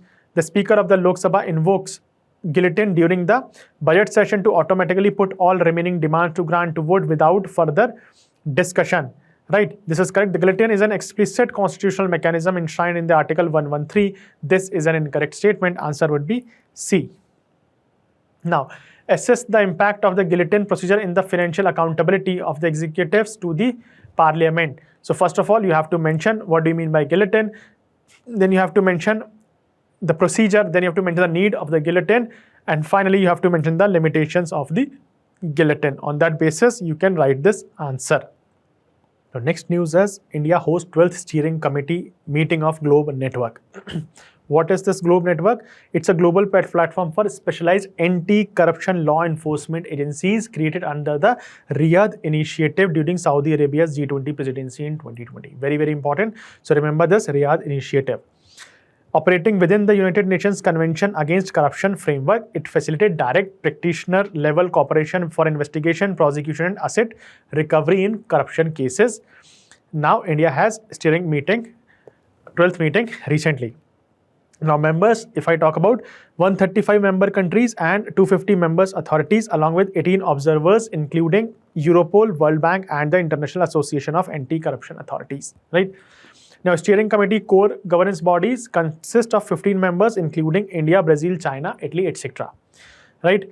Now, India's role in Globe Network. India joined in 2022 with Central Bureau of Investigation and Enforcement Directorate as member agencies for anti-corruption, elected to 15-member steering committee in 2024, reflecting India's rising global role. Early contributor by G20 Anti-Corruption Working Group, again under the Saudi presidency. It actively promotes Global Financial Action Task Force, UN CSE, and multilateral forums. Okay, now India's rising role in global fight against corruption. First is growing global leadership. India hosting of 12th Globe Steering Committee meeting reflects its transition from a participant to a key agenda setter. Okay, strengthen domestic enforcement architecture, leadership in asset recovery, very, very important. India has emerged as one of the most proactive countries in tracing, confiscating, and returning illicit assets. Norm setting in message signaling. This sends a clear global signal that India's jurisdiction will not be served as a safe haven for proceeds of crimes. All right. So we have a prelims question on United Nations Convention Against Corruption previously as well. Okay, let's see a prelims question with reference to the Global Operational Network of Anti-Corruption Law Enforcement Authorities Globe Network. Consider the following statements. It was created under the Riyadh initiative during the Saudi Arabia's G20 presidency. It operates independently of the United Nations Convention Against Corruption, UNCAC. This is incorrect. It operating within the UNAC. Okay, so second option is incorrect. India's CBI and enforcement directories are members of a member agency. So 1 is correct, 3 is correct. Answer would be only 2 are correct. Second is incorrect statement. Okay, discuss India's evolving role as a key agenda setter in global anti-corruption governance. Okay, so what do you have to mention? You have to mention India's role in this. First, you have to mention that India has joined through ED and CBI. Then you have to mention how India has early contributed with the G20 anti-corruption working group. Then finally, in India's presidency, we have prioritized asset recovery and operational corporations. Then actively promote global and finance action task forces and multilateral forums. Then you have to mention India's rising role in the global fight against terrorism and corruption. Right? Now next is Bengal CM heads out at Election Commission of India for official transfer. What happened?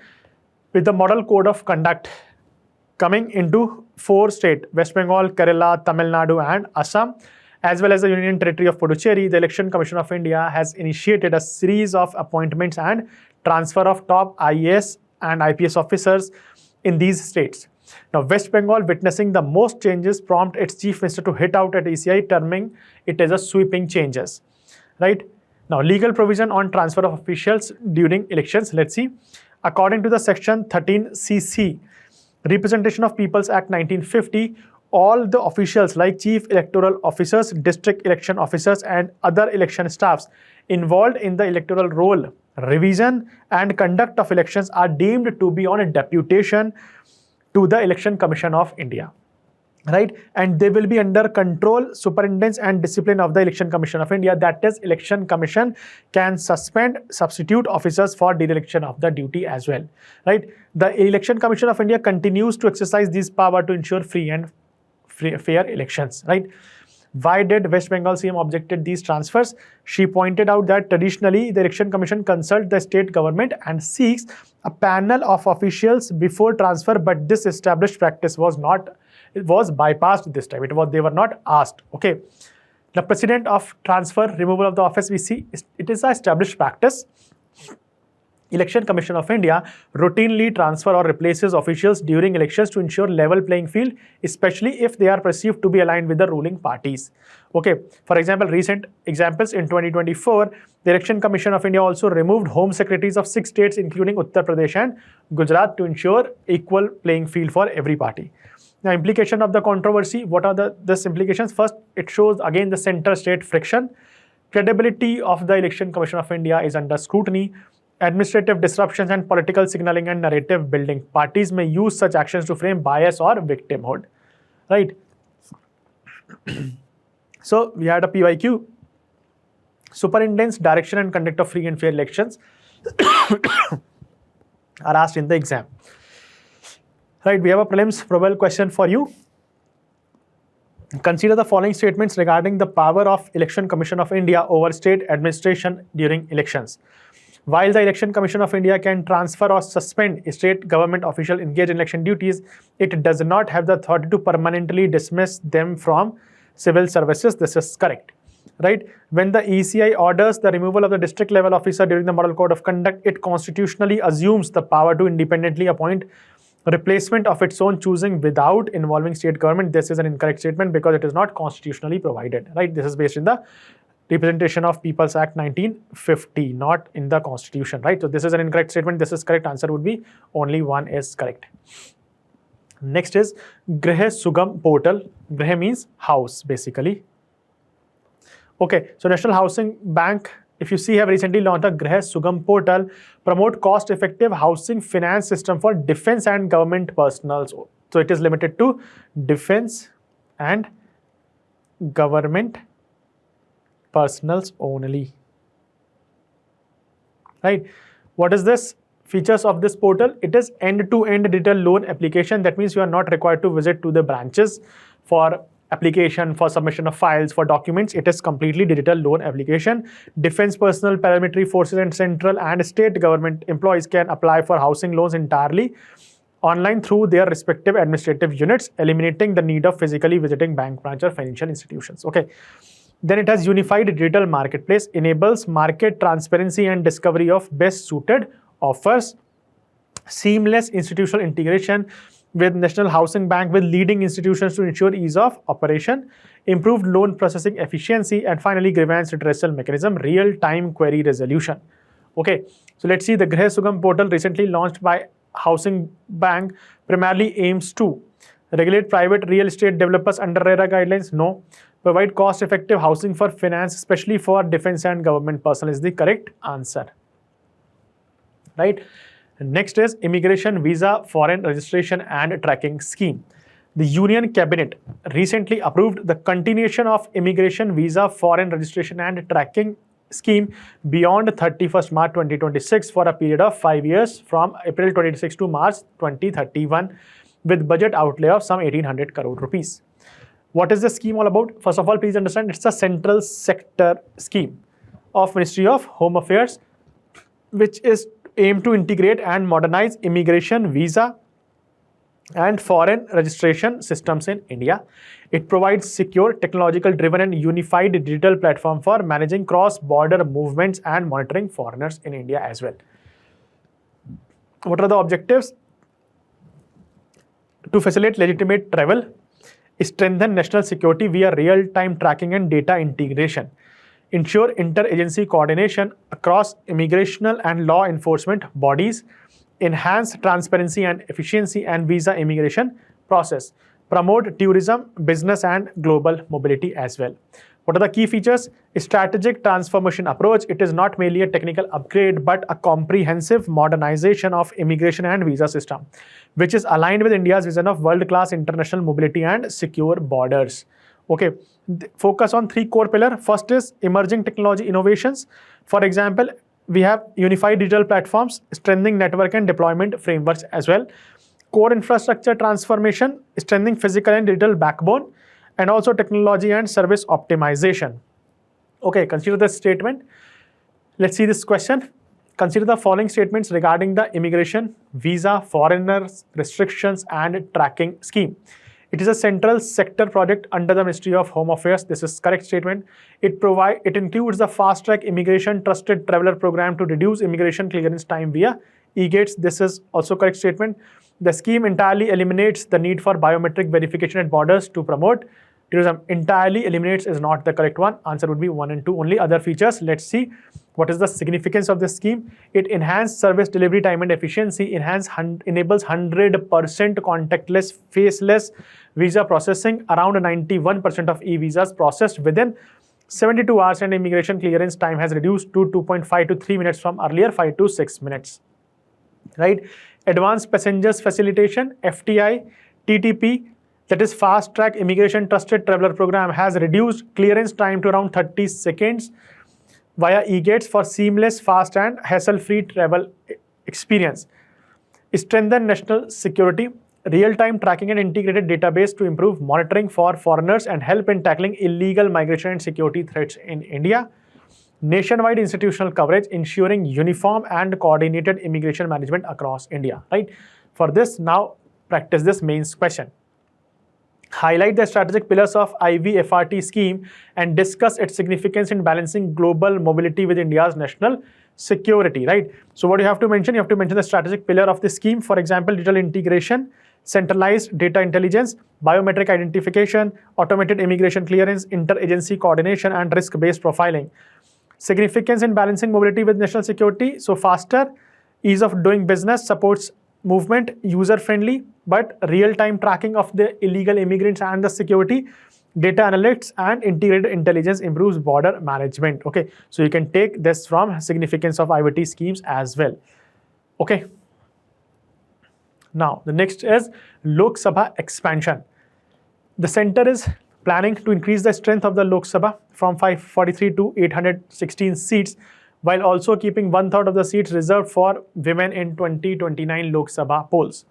What is government proposing? Government is proposing to increase the strength of the Lok Sabha by around 50% to around 816 seats while maintaining the current proportion of the seats across state. That means proportionally there is a no loss for any state with respect to the increase in the seats of the Lok Sabha. Instead of redistributing them based on the fresh population data, around 273 seats, that is 1/3, would be reserved for women under the Women's Reservation Act 2023, known as Nari Shakti Vandan Adhiniyam. Mandates a 33% quota for women in Lok Sabha, state legislative assemblies and Delhi Assembly. Right? For this purpose, delimitation may be carried out using 2011 census instead of 2027 as an interim arrangement. Okay. What are the objectives of the proposal? First, implement women reservation of 33% without reducing existing seats of the male MPs. Avoid political backlash by ensuring no state loses seat. Okay, ensure smooth transition before full delimitation. Key feature of the proposals, same share, bigger numbers. Okay, that means total number of seats will increase, but without changing the interstate seat share formula. That means for every state, more MPs in absolute term, but relative power stays similar. All right, related constitutional framework. Article 81, composition of the Lok Sabha, one person, one vote, one value, and seat allocation proportional to the population. They have to amend. Article 82, delimitation. For every census, Parliament enacts a delimitation act revising constituency boundary and seat allocation.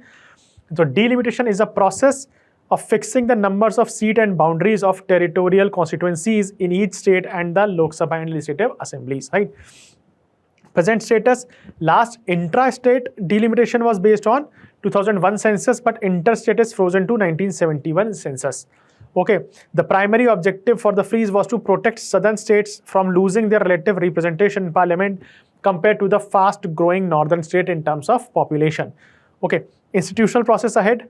First of all, they have to come up with a constitutional amendment bill, and this bill was not passed in the parliament. Introducing to the Delimitation Act, formation of the Delimitation Commission, allocation based on the 2011 census, and implementation by 2029 elections. Okay. So that was the advantages of the proposal. If we see, it will facilitate a women's reservation, politically feasible because no state is losing any seat, improves representativeness, smaller constituencies lead to better member of parliament, and citizens' engagement and accountability. Maintains federal balance, strengthens inclusivity, right? Then there are some challenges. First is the constitutional challenge. Okay, the proposal requires amending Article 81, and this is not passed in the Lok Sabha. Okay, then we have the delay in genuine delimitation, north-south divide. Southern states which have successfully controlled population growth fear that the future delimitation based on population will reduce their relative share in the parliament. Legal vulnerability, governance concern. A significantly larger Lok Sabha may affect the efficiency of the parliament. Functioning could lead to longer debates, coordination challenges, and reduced quality of deliberation, making lawmaking more complex and less effective, right? Electoral strategy shift will promote to a large few states. Okay, coalition politics will become more complex with the majority mark rising to 409 seats. Parties will need broader alliances or stronger regional bases, leading to larger coalition and increased bargaining power of the regional parties. This could be the challenges. Now, what is the way forward? First of all, build political consensus, engage the southern states, northeastern states, and to promote cooperative federalism. Develop a compensatory mechanism. For example, fiscal incentives and institutional safeguards to balance demographic disadvantage. Ensure constitutional robustness. Carefully draft amendments to withstand judicial scrutiny, synchronize with delimitation roadmap, and also strengthen parliamentary functioning. Right? So there is a PYQ. How many delimitation commissions have been constituted by the government of India till December 2023? Okay, so these sort of simple questions would be there in the exam as well, but many of the times we ignore these things. Okay. Now, prelims probable questions. Consider the following statement. The proposed plan to expand the Lok Sabha strength to 816 seats aim to maintain the current proportion of the seats across state rather than redistributing them based on the fresh population data. This is a correct statement. Reallocating seats strictly based on the current population data would help penalize southern states and that have successfully controlled their population growth. This is also correct. So answer would be both statement 1 and 2 are correct, and statement 2 is the correct explanation for the statement 1. Right? So PYQ, to enhance the quality of democracy, Election Commission of India has proposed electoral reforms in 2016. What are the suggested reforms and how far they significant to make democracy successful? So one of the reforms that you can also mention is to expanding the seats of the Lok Sabha and promoting the women reservation, that you can take the hint from the article that we have just discussed. Okay, now let's see this mains practice question. Evaluate the proposed proportional expansion of the Lok Sabha. What are the constitutional hurdles and geopolitical implications of expanding House without altering the interstate seat share? Right? So whatever, first of all, you have to start with the current context, that what is centre's planning to expand the seats. of the Lok Sabha. Then you have to mention the constitutional hurdles. That is, they have to amend Article 81. Okay, and for that they have to pass it by the 2/3 majority. That was not in support of this bill. Hence, this constitutional amendment bill was not passed by the Lok Sabha. Okay, so on these lines you can write this answer. Next that we will be discussing is about international relations. Very important for the current affairs for prelims and mains both. These are the topics that we'll be discussing today. So start with the section 301 investigation into India. The United States has launched section 301B investigations against India and several other countries, other economies to assess whether their trade practices is harming US commerce. Okay, so this is the second probe, where after this US Supreme Court ruling that struck down tariffs imposed under the International Emergency Economic Powers Act by the President of United States. After this, they have now turned to section 301 investigations in different countries. Right, the second investigation was launched covering 60 countries including India. This inquiry examines whether the countries have adequate measures to prevent forced labor in supply chains or not. Okay, now let's understand about the section 301 of the US Trade Acts. Section 301 of the Trade Acts of 1974 allows the US government to investigate foreign trade practices deemed unfair or harmful to the US businesses. Okay, now if violations are confirmed, the US may impose retaliatory tariffs or trade restrictions. Okay, so basically they are finding an alternate route to impose trade restrictions and tariffs after this Supreme Court ruling which struck down the previous tariffs by the US President Donald Trump. Right, US concern over India's manufacturing capacity, because first of all, India has a trade surplus with US. The US estimates India's trade surplus with it at around 58 billion in 2025. Sectors identified by the USTR, for example, solar modules, petrochemicals, steels, textile, healthcare products, and construction materials, automobiles. Okay, examples of excess capacity. For example, if I tell you India's solar module production capacity is nearly 3 times of the domestic demand, suggesting export-driven production. Okay, then what are the implications for India? Potential tariff risk, trade deal uncertainty, and export structure debate. Now, US legal tools to use to impose tariffs after they have multiple acts through which they can impose tariffs on other countries when it comes to trade. First is International Emergency Economic Power Acts 1977, invoked by the Trump administration in February to impose tariff, and this has been struck down by the US Supreme Court. Now, there's another section 122 of Trade Act 1974. It allows the US President to impose temporary tariffs to address balance of payment problems. Also, used in February 2026 to impose a 10% tariff of imports on all countries from 150 days with the option to raise tariffs up to 15%. Right? Another is Section 232 of the Trade Expansion Act 1962, which talks about the trade restrictions on national security ground. Then we have this Section 301 of the Trade Act 1974, which enables US investigate unfair and discriminatory foreign trade practices, which allows retaliatory measures such as tariffs or trade restriction if violations affecting US commerce are found. Investigation requires evidence and follows a formal legal process. Okay. Section 302B of the Trade Act 1974 allows the US Trade Representative USTR to self-initiate investigation under Section 301 of the US Trade Act 1974. Okay, so this is there. Now, what is there? Need for close monitoring for India. Background, if I tell you India-US trade relations, India and United States maintain one of the world's largest bilateral trade relationship. In 2024-25, bilateral trade reached up to $131 billion, with the US remaining India's largest trading partners for 4th consecutive year.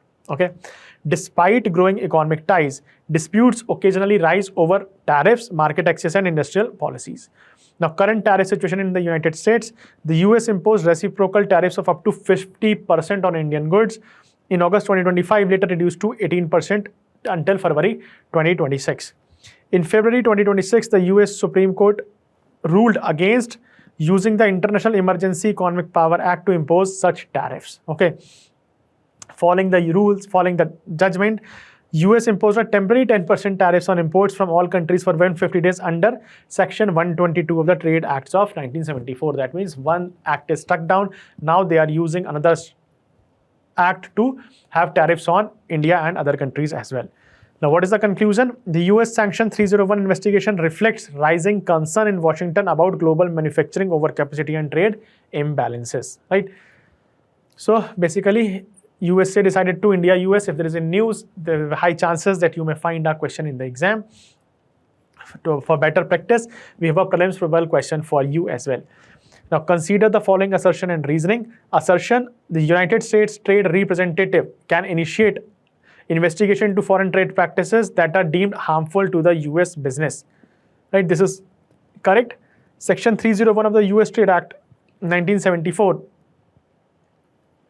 empowers the US to impose retaliatory tariffs or trade restriction if violation affecting US commerce are confirmed. Even this is confirmed, but this is not the correct explanation of A. So answer would be B. Right. Now let's try this mains question. The frequent invocation of unilateral trade mechanisms such as US Sanctions 301 investigations signals a retreat from a multilateral rule-based trading system. Discuss. Okay, so first of all, you have to mention Section 301. What is that? Then you have to mention why it signals a retreat from multilateral rule-based orders, because it allows US to put trade barriers and tariffs on economies, then impacts on the multilateral trading system. For example, you can see what it could be: impact on India, trade surplus with the US and trade deal uncertainty, potential tariff risk, export structure debate, and then you have to mention rule-based orders. What is the way forward, right? On these grounds, you can write that question. Next is US is striking Kharg Island in Iran. The United States carried a major bombing raid on Kharg Island in Iran, targeting military installations. Places in news, very important for your exam. Let's see the geographical location of the Kharg Island. It's a small, please remember, a coral island. This is a coral island in the northern Persian Gulf, right? The landscape is dominated by oil storage tanks, export jetties and pipelines, and an airstrip as well. Historically, this was a part of regional trade routes, and island was once controlled by Dutch and British forces before becoming Iran's main energy export hub. Pipelines connect with the major Iranian oil fields such as Ahvaz, Marun and Gatsaran. You please remember these names also, because of this war, you may find these places in news and they will ask you to directly match. Okay, so Ahvaz, Marun and Ghassan were the oil fields of Iran to the Kharg Island, enabling crude export through deep water terminals. Now, much of Iran coastline is shallow. Kharg Island's deep water jetties allow very large crude carriers to dock and load oil. So this is very, very important economically as well as geographically for the Iran, and now US has attacked on this island.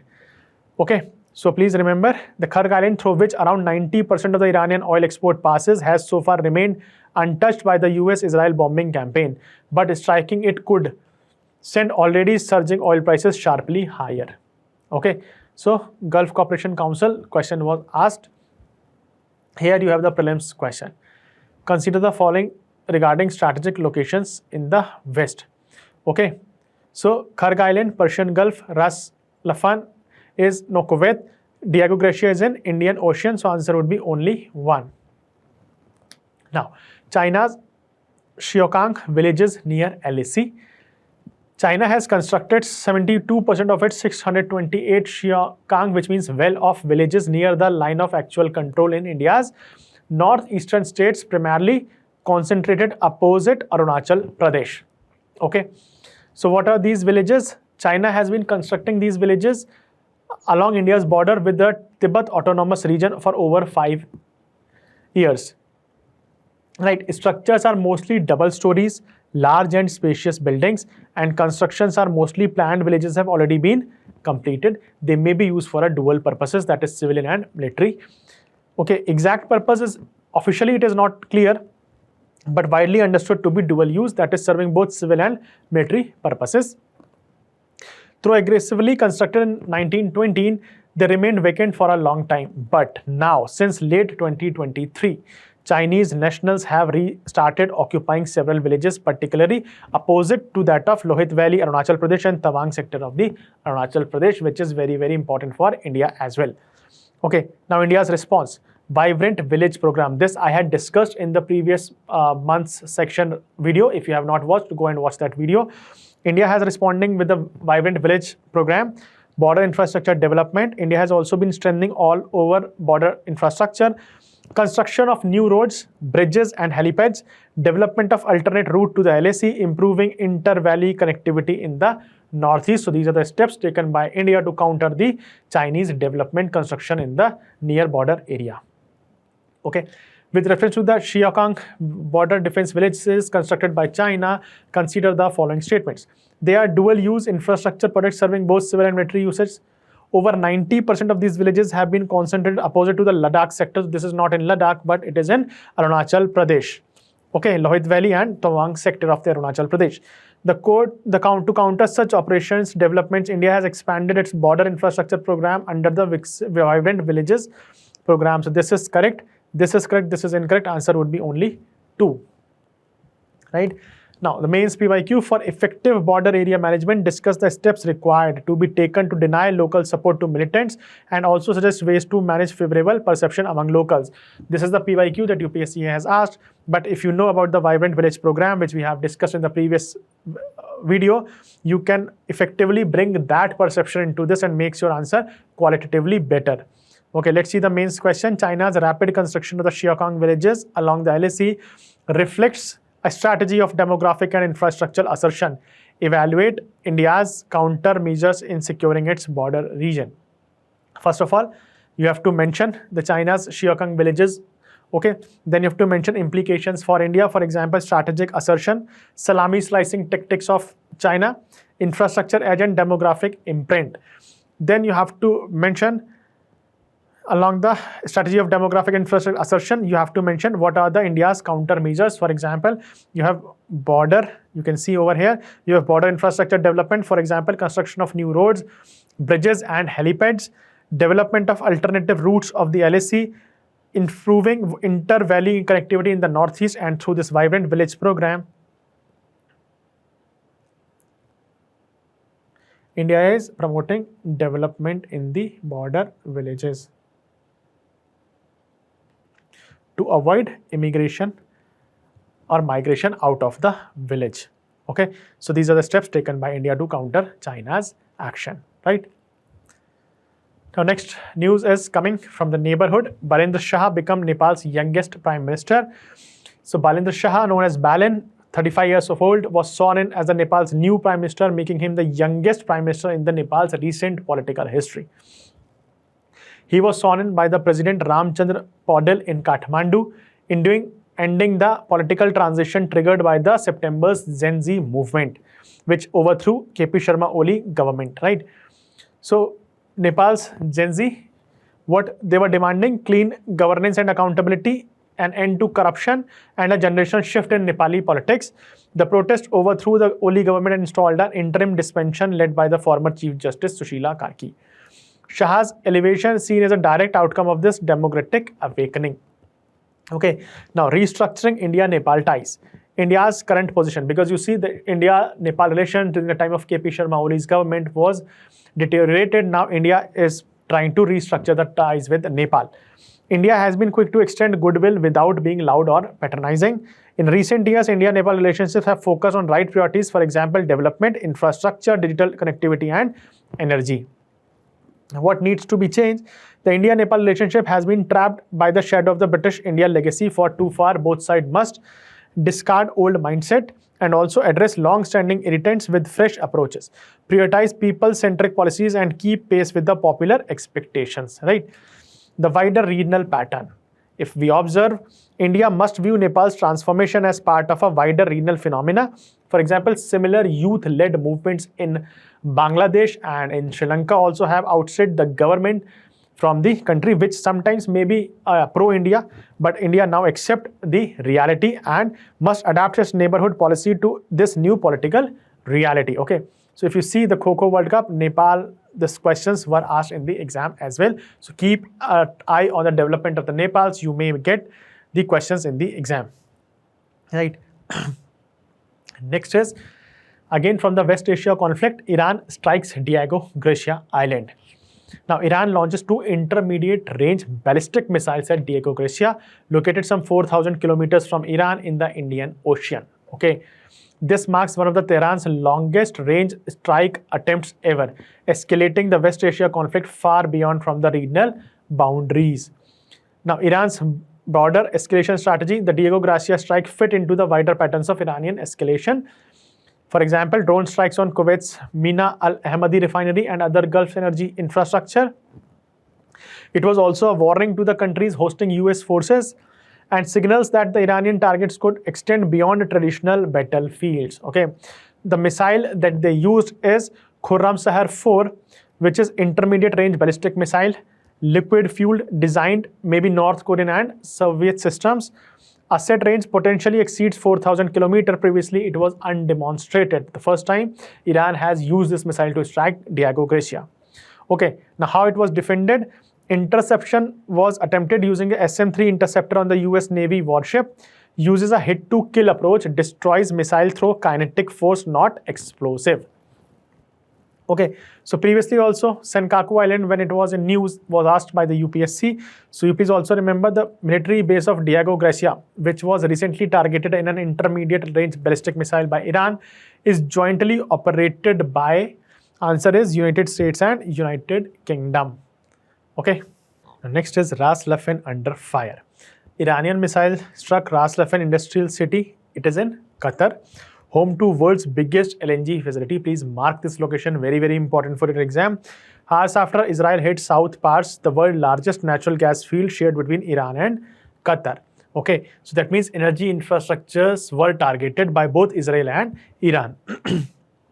The attack has major implications for global LNG supply and India's energy security. Very important. Ras Laffan accounts for roughly 1/5 of the global LNG supply. Its production, liquefaction and export units are all concentrated there, and that was hit by the Iranian missiles. Why it matters for India?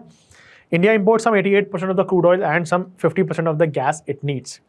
Qatar supplies 1/3 of India's LPG, and out of this 1/3, almost entirely India got from Ras Laffan. So it's a big worry for India, right? Composition of LPG and LNG, if I tell you, liquefied petroleum gas, LPG, is basically a mixture of propane and butane. However, in contrast, LNG is primarily methane derived from the natural gas. Right, liquefaction process and storage, LPG becomes liquid under moderate pressure or low temperature, making it relatively easy to store and transport. LNG requires extremely cooling below -160 degrees and must be stored in specialized cryogenic tanks, making it handling more complex and energy intensive. Volume and transportation advantage, if we tell, LPG reduces some around 1/260th part of its gaseous volume, while LNG shrinks up to 600 part, enabling efficient long-distance transportation, especially where pipelines are not feasible. Usage in application, LPG widely used for cooking, heating, and some industrial application, and rarely used as a vehicle fuel in certain regions as well. However, LNG itself has limited indirect use, but it is mainly transported and then converted back into the natural gas, which is used for cooking, transport as CNG, and industries such as fertilizer, power generation, refineries, and petrochemicals. Right? Let's see this question with reference to the LNG and LPG. Consider the following statements. While LNG is primarily composed of methane, LPG is mainly a mixture of propane and butane. This is correct. India's import over 2/5 of its LNG from Ras Laffan, making Qatar a critical partner for India's security agency. That is correct. Liquefying natural gas reduces its volume to about 1/160th to its gaseous states, enabling efficient long-distance transportation. All three of them are correct options. Right? Let's see this mains PYQ. Access to affordable, reliable, sustainable, and modern energy is sine qua non to achieve sustainable development goals. Comment on the progress made in India by this regard. Now, if the situation has changed, if you see this question now, you have to mention the challenges. of getting India's sustainable development goal, because affordable, reliable and sustainable modern energy is now threatened because of the West Asia conflict, right? So let's see, practice this mains question. Discuss India's vulnerability to supply chain disruptions in West Asia, highlighting its dependence on hubs like Ras Al Khaimah for LNG imports. What measures can India take to diversify its energy mix? Right? So first of all, you have to start with the recent context that Iranian missiles have struck. Then you have to mention the supply chain distributions, that India imports some around 88% of its crude oil and 50% of gas its need. Qatar supplies 1/3 of India's LPG, and out of this 1/3, almost entirely is from Ras Al Khaimah, that is why India is vulnerable for the supply chain disruptions, highlighting its role. Okay, then you have to mention what measures can India take to diversify its energy mix. So what are the measures? Diversify import sources, expand domestic energy production, build strategic reserves, strengthen infrastructure and long-term contracts and spot market balances. That means you have to diversify your market as well as basket as well as your imports ideas. Now, changes in India's FDI policy for land bordering countries. Recently, significant development in economics also. The Union Cabinet has approved a partial relaxation for foreign direct investment restrictions under Press Note 3, which was issued in 2020 for countries sharing land borders with India, including China. So it is important for the countries which are sharing land borders with India, for example, Pakistan, Afghanistan, China, Bhutan, Nepal. Okay, the easing allows limited investment in selected manufacturing sectors while restrictions remains in sensitive sectors such as semiconductors. Okay, so they have partially opened it. Limited investment is allowed in manufacturing sectors, but the sectors which are very, very sensitive, for example, semiconductors, it is still restricted. Okay, so what are the features of new relaxation under Press 3? Before that, let's understand what was the Press Note 3. Press Note 3 amended India's FDI policy to ensure stricter scrutiny of investment from neighboring countries. For example, government approval is mandatory for any investment from countries sharing land border with India, right? Investment where the beneficial owners belong to such countries also requires government approval. Applies to investors from China, Pakistan, Bangladesh, Nepal, Myanmar, Bhutan and Afghanistan. The main objective was to prevent opportunistic land takeover of Indian companies and protect national security. Okay, why it was introduced? It was introduced in April 2020 in the backdrop of COVID-19 pandemic. Right? Security concern intensified after the Galwan Valley clash 2020 between India and China. India started regulating Chinese investment, especially in Indian startups and technology firms. But now that has been relaxed. Okay. So why it is relaxed now? First of all, to need for capital and technology. Policy recommendation, it was chaired by Niti Aayog member Rajiv Gauba, recommended easing restrictions. Economic survey have also recommended the same thing. Impact on global investor, and this time supply chain pressures are there. So for example, global disruptions and geopolitical tensions have highlighted the need to strengthen domestic and manufacturing capacity. Right. So let's see what are the key relaxation under new policy. Sector specific opening. FDI from neighboring countries will now be allowed in select manufacturing sectors through automatic route. For example, you have capital goods, electronic components, solar manufacturing imports. Right. Strategic sectors are excluded. For example, semiconductors are remain restricted. Investment threshold up to 10%. Beneficial ownership from land border countries will be permitted through automatic route, that is up to 10% only. Indian control requirement. Majority ownership and control must remain with the Indian residents or entities. Faster approvals, government will process investment within 60 days. Oversight mechanism. A committee of secretaries led by the cabinet secretary will review sector eligible for relaxation. Beneficial overview, ownership of security. Investment will be evaluated using anti-money laundering standards for beneficial ownership. Right? So FDI, FII, generally they are asked in the examination. There was a PYQ as well. So for that, we have a prelims probable question for you. Consider the following statements regarding the recent relaxation in India's foreign direct investment policy. The government has permitted investment with up to 10% beneficial ownership from land bordering countries throughout automatic route in select manufacturing sector. The relaxation allows foreign entities to hold majority ownership and control in Indian solar equipment and manufacturing firms.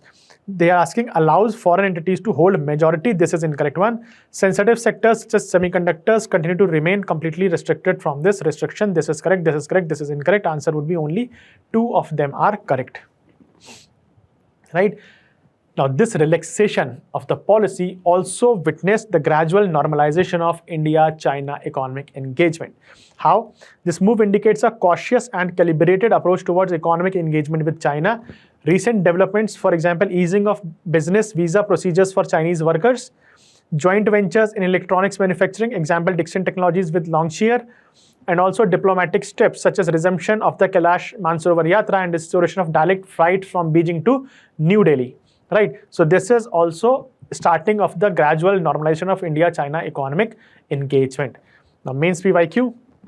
The time has come for India and Japan to build a strong contemporary relationship. So previously they asked about India and Japan. Now, since there's a recalibration between India and China, you might get a question on these as well. So we have a mains practice question for you. The partial relaxation of FDI indicates a calibrated approach towards economic engagement with neighborhood countries discussed. So you have to start with a recent context that they have eased the process. Then you have to mention the key features of the process, sector specific opening, strategic sectors included, investment thresholds. Then you have to mention how it is bridging normalization of the ties between India and China. On these lines, you can mention this question. Okay. Now next is India supplying diesel to Bangladesh. India has supplied some 5,000 metric tons of diesel to Bangladesh to help address a petroleum shortage caused by disruption in global energy supply amid US-Israel-Iran conflict. Right. The diesel supplies come shortly after Tariq Rahman became the Prime Minister of Bangladesh. Right. This supply was transported through the India-Bangladesh Friendship Pipeline. The Friendship Pipeline, the project was begun in 2017-18 and it was operational in 2023. Right. The pipeline has additional capacity enabling increased supplies depending on demand and availability. Now, it has a long-standing energy trade with between India and Bangladesh. So, Bangladesh has been importing diesel from Numaligarh refinery on a commercial basis since 2015. Future supplies will depend on fuel availability in India and supply dynamics. Right. So, let's see the India-Bangladesh Friendship Pipeline is primarily designed for the direct transfer of which of the following commodities from India to Bangladesh? Answer is B, diesel. Now, next is India sends humanitarian aids to the Afghanistan. India dispatched a 2.5-ton consignment of medical supplies and equipments to Kabul following a deadly airstrike on drug rehabilitation center in Afghanistan capital. A large drug rehabilitation sector in Kabul was attacked by the Pakistan. The India's shipment carried emergency medicines, medical disposables, medical kits and equipments, all intended to support treatment and recovery of those injured in the attack. Now, why it is significant? India's swift humanitarian response underscores its continued engagement with the Afghanistan despite the Taliban's takeover in 2021. Right? It reflects India's policy of maintaining people-to-people ties and humanitarian presence in Afghanistan, even in the absence of formal diplomatic recognition of the Taliban government. That means India has not yet formally recognized the government of Taliban. The aid also signals India's concern about instability and in its extended neighborhood, particularly given the volatile Afghanistan-Pakistan dynamic that has direct implication for regional security. Okay, let's see this prelims probable question. India recently dispatched a consignment of medical supplies to Kabul following an airstrike of an Afghan drug rehabilitation center. This is correct.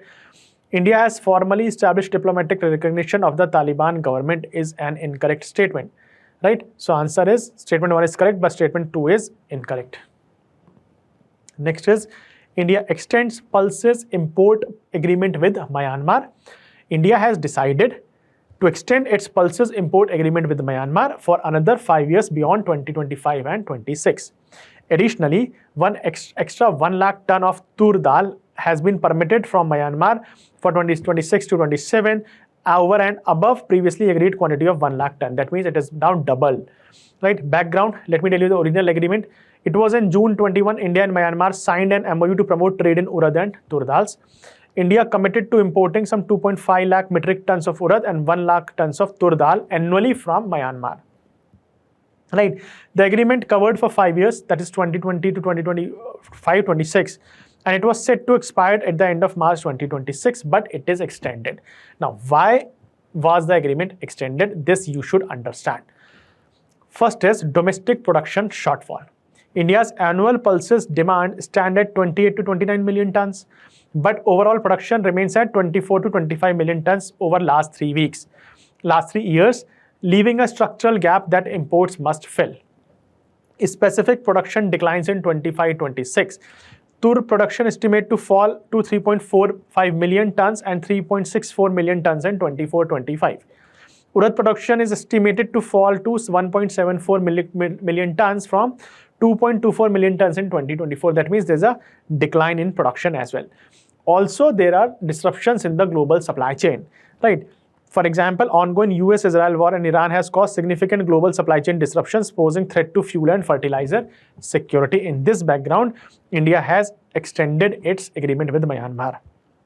Okay, this agreement also reinforces India's strategic engagement with Myanmar, a neighborhood with whom India maintains a ties despite the military coup in 2021. Recognizing the importance of geographic proximity and supply reliability in essential commodity trade. All right, so pulses, MSPs, this is very, very important for your exam. For that, we have a prelims practice question for you. Consider the following assertion reasoning type question. India has recently extended its pulse import agreement with Myanmar for another 5 years beyond 2025, right? So yes, this is there. Now, India's domestic pulses production consistently exceeds its annual demand, but imports are required to maintain strategic buffer stock. This is an incorrect one, because in India, it is not able to fulfill the demand, and that is why India is importing from Myanmar. So it is A is correct, reasoning is incorrect. Now, next news is related to India-Finland elevates ties to strategic partnership in digitalization and sustainability. Prime Minister Modi and Finnish President Alexander Stubbs has bilateral talks in New Delhi, elevating India-Finland relationship to a strategic partnership in digitalization and sustainability. So please remember this phase. Okay, the visit resulted in concrete agreements across technology, trade, education, and sustainability. Right? What are the key agreements and outcome? First is trade and economic cooperation, aim to double bilateral trade by 2030. The historical India-EU Free Trade Agreement conducted will further strengthen trade and investment. Okay. Second is digital and technology. Establish a joint working group on digitalization, set up a joint task force on 6G. 3 pacts were signed, for example, Migration and Mobility Agreement, Environmental Pact, and also Statistics Agreement. Sustainability. Finland will co-host the World Circular Economy with India in 2026. Cooperation in Arctic and polar research. Education, enhanced cooperation in teachers training, school-to-school partnership, and research on the future education. Counselor and people-to-people ties. Put in place a counselor dialogue. Over 20,000 Indian resides in the Helsinki EPSO capital region. Okay. The strategic partnership, what it will cover, let's see. So first of all, newly elevated partnership focuses on artificial intelligence and 6G telecommunication, clean energy and quantum computing, defense, space, semiconductors and critical minerals, ensuring trustworthy technologies and resilient supply chains globally. Historical example of India-Finland is basically the Nokia phones that you might have seen at your homes. Back then, Nokia mobile phones and telecom networks connecting millions across India. World's largest bamboo to bioethanol refinery at Numaligarh, Assam, established with Finland's partnership. Okay. So with reference to the recent elevation of India-Finland relations to strategic partnership and digitalization and sustainability, consider the following statements. Okay, the partnership includes the establishment of a joint task force on 6G. Finland and India will co-host the World Circular Economy Forum in India in 2026. Migration and Mobility Agreement was signed, recognizing Finland as an increasingly preferred destination for India talent. Answer would be all 3 of them are correct. Now, PM Modi's statement on West Asia conflict. PM Modi addressed the Lok Sabha during the budget session, outlining India's position on the escalating West Asia conflict. Right? His statement carried 5 diplomatic signals touching upon energy security, Indian diaspora, and Indian foreign policy approach. Very, very important. This was a very diplomatic speech. You please understand, reading the diplomatic signals. Perhaps the most significant aspect of PM Modi's statement is what was not said by him. No condemnation of US or Israeli actions. No condolences expressed for the Iranian Supreme Leader, a silence that is noted in Tehran as well. However, this deliberate ambiguity reflects India's pragmatic foreign policy, a careful balancing act to protect national interest and without alienating any major player. Right? This approach is described as strategic autonomy, which avoids sides while actively engage all parties diplomatically. Right? Economic impact on India. The Strait of Hormuz is a critical choke point for India. Approximately 1/5 of the world's crude energy supply passes through this strait. Okay, PM described any closure of Strait of Hormuz in unacceptable, underlining its centrality to India's trade and energy needs. Energy security measures. India imports 60% of its LPG requirement. Uncertain supplies has promoted to push for a domestic LPG production. India currently holds a significant petroleum reserve of some around 53 plus lakh metric tons, which is excluded from that of the reserve of the companies. Right. Over the past 11 years, India has expanded its energy import sources from 27 to 41 countries, reducing dependency on any single region, a strategy proving its value in the current crisis. Right. Indian affected by the conflicts. The Gulf diaspora, some around 1 crore people are in the Gulf. Stranded seafarers, some around 700 Indian seafarers abroad. Approximately 22 ships are currently stuck in the Strait of Hormuz. Evacuation efforts, 375,000 plus Indians have safely returned to India since the war began.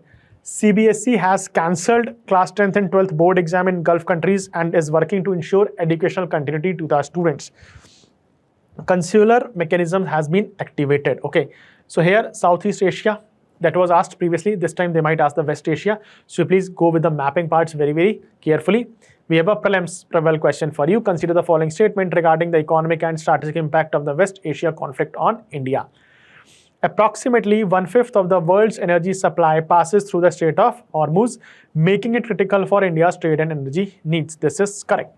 India holds a strategic petroleum reserve of 53 lakh metric tons to mitigate sudden supply chain disruptions. This is correct. Over the past 11 years, India has successfully concentrated its energy import sources exclusively to Gulf Cooperation Council countries to ensure reliability. This is an incorrect statement. Answer would be 1 and 2 only. Right? Now, this is the main question. Examine the nuances of India's strategic autonomy in its foreign policy approach towards the escalating West Asia conflict, keeping in mind the imperatives of the energy security and the safety of the Indian diaspora. Okay, so first of all, you have to mention India's strategic autonomy. You can start with defining what do you mean by strategic autonomy. Then you have to mention the nuances of India's approach to West Asian. For example, balanced diplomacy, principled stance, focus on humanitarian concerns, avoiding entanglements and protection of national interest. Then you have to mention the causes which is shaping India's approach. For example, energy security and safety of Indian diaspora, which is giving over here. Right? Then you can mention how India practices strategic autonomy in West Asia. For example, multi-alignment and also securing sea lanes and trade communication, right? So on these lines, you can attempt this mains question. Next we will be discussing is science and tech, and these are the topics that we will be discussing for today. Okay, so let's start with the first news article, that is dark oxygen. Scientists exploring the Pacific Ocean seafloor has reported the presence of what they describe as dark oxygen, that is in an environment where sunlight does not reach. Okay, what is dark oxygen? It is oxygen being produced thousands of feet below the ocean surface without any light or photosynthesis, because we know oxygen promotes through the photosynthesis, but this is dark oxygen because sunlight is not present. Okay, how it is happening? Polymetallic nodules, if I tell you, on the ocean floor, rich in metals like nickel, cobalt, manganese and iron, etc. They behave like a natural electrochemical batteries. Okay, so they also generate small electric current that drives electrolysis of the surrounding water, splitting water molecules into hydrogen and oxygen. As a result, oxygen is released abiotically without any involvement of sunlight or photosynthesis. So please remember, this is an important fact. Okay, significance, it's a non-photosynthetic source of oxygen, deep sea mining of polymetallic nodules, and also supports possibility of oxygen generation on other planets, which is astrobiologically relevant. Okay, so let's see the question. Consider the following statements regarding dark oxygen. It refers to oxygen produced in the deep ocean where sunlight cannot penetrate entirely without the process of photosynthesis. The production of this oxygen is driven by polymetallic nodules on the ocean floor that acts as a natural electrochemical batteries. These two are correct. Answer would be both 1 and 2. Right. Next is Deinococcus radiodurans. Researchers found that Deinococcus radiodurans, known for surviving extreme radiations and dryness, they can also withstand some around 14,000 to 24,000 Earth's atmospheres, enabling surviving during planetary ejections. You can imagine. So it's a gram-positive, non-motile bacteria discovered in 1956, famous for surviving in extreme conditions. Key features: they are most radiation-resistant organisms, dubbed as Conan the bacterium, right? Survives radiation thousands of times lethal to humans. Mn-based antioxidants, efficient DNA repair plus multiple genomes is one of the reasons how they can survive.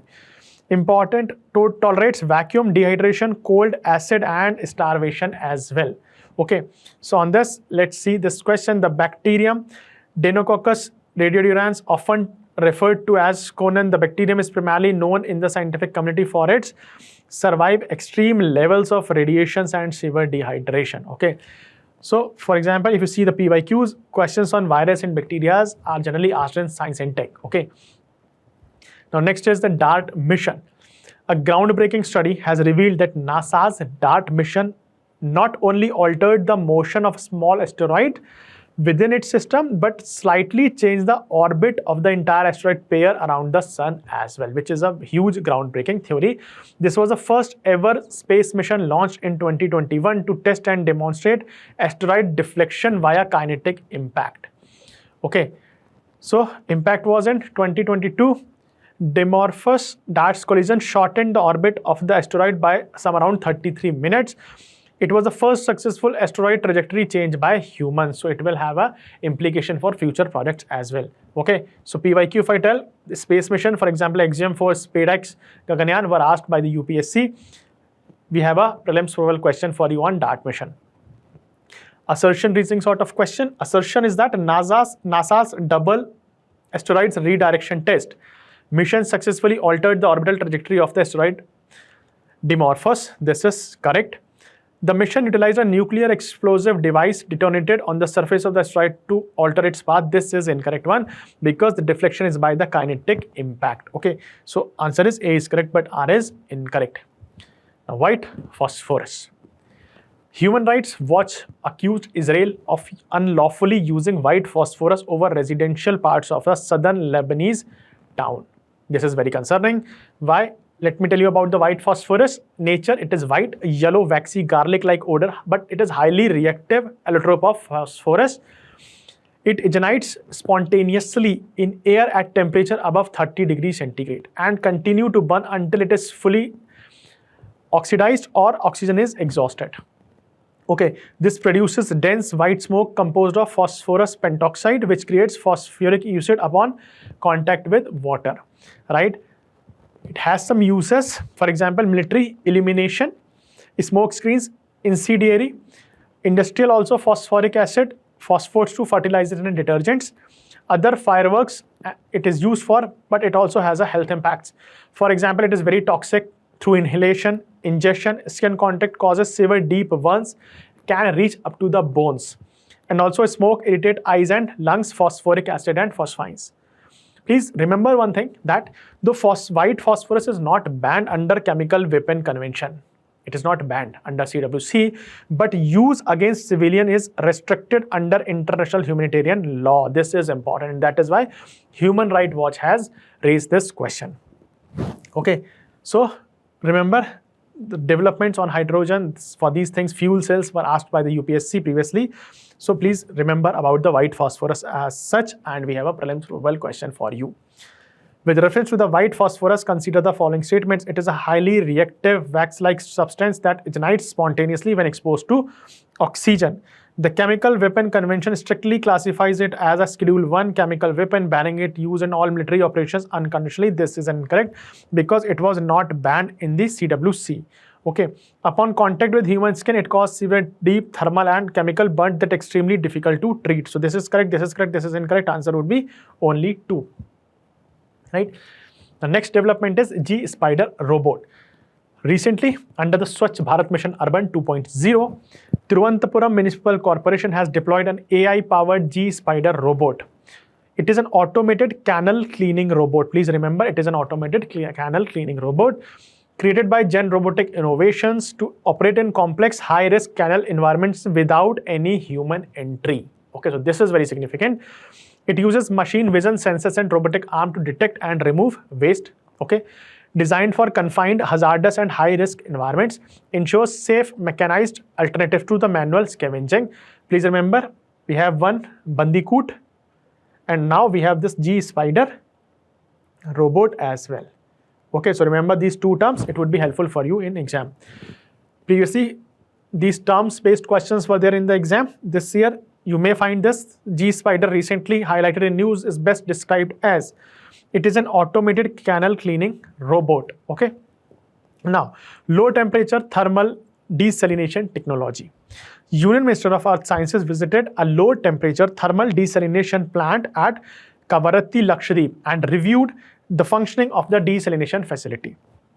What is low temperature thermal desalination?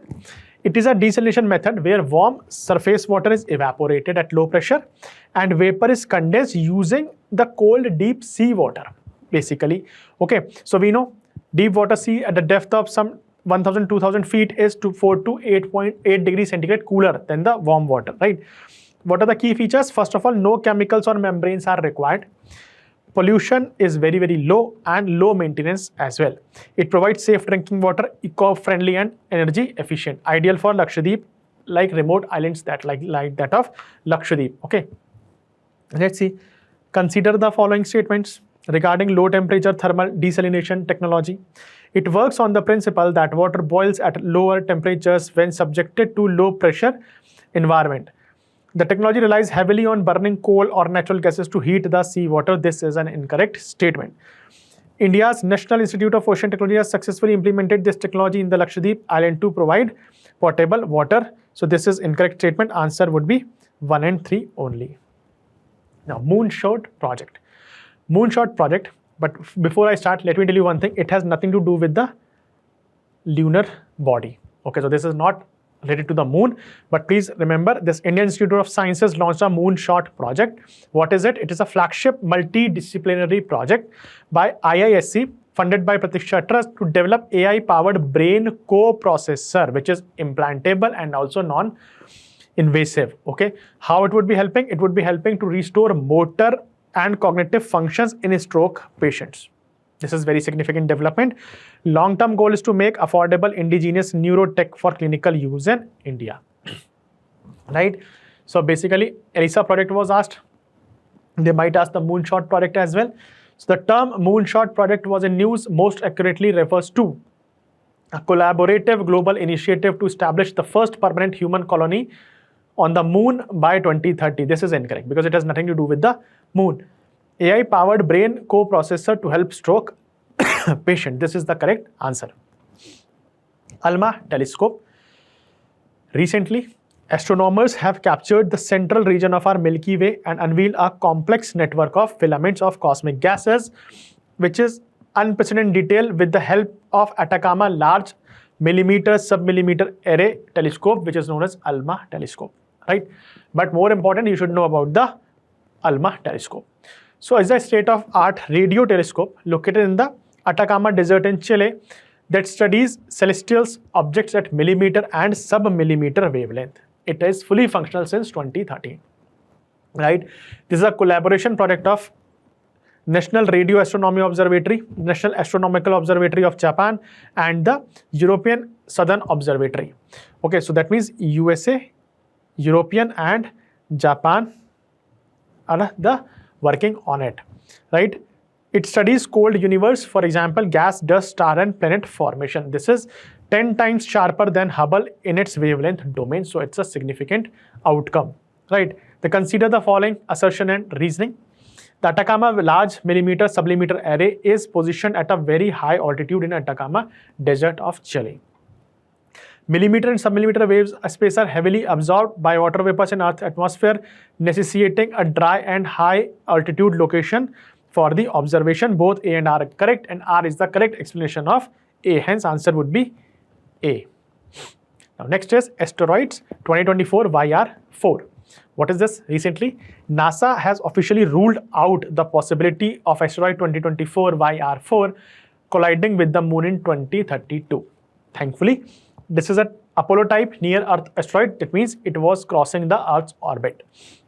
Origin from main asteroid belts, that is between Mars and Jupiter. This is inner planets, these are outer planets. In between, you have a belt of asteroids, right?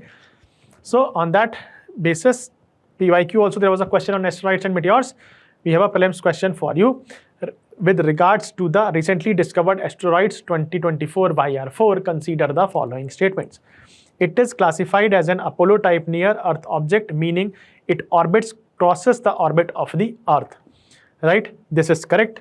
Initial calculation shows probability of its impacting Earth in 2032, but follow-up observation using the James Webb Space have ruled out this possibility.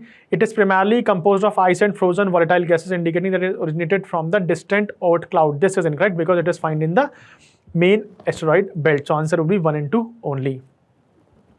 Now, acrylonitrile. Recently, computer models have suggested that acrylonitrile, an organic compound present on the Saturn's moon Titan, can self-assemble into a cell-like structures. Okay, so it's an organic compound that is by catalytic reactions of propylene with ammonia. It is a colorless liquid, have a very sharp onion or garlic-like odor, dissolves with water, evaporates very quickly. Burning releases toxic gases like oxides of nitrogen. But it is used in application to make plastics, synthetic rubber, acrylic fibers, earlier used with carbon tetrachloride as pesticides. Okay, but it has impact on human health as well. For example, irritating the skin, eyes, and respiratory tract. So let's have a question on that. Acrylonitrile is an important industrial chemical primarily used in the manufacturing of high efficiency solar photovoltaic wall. No. Acrylic fibers, synthetic rubbers, and ABS plasticides is the correct answer. Okay. Now next is dimethyl ether.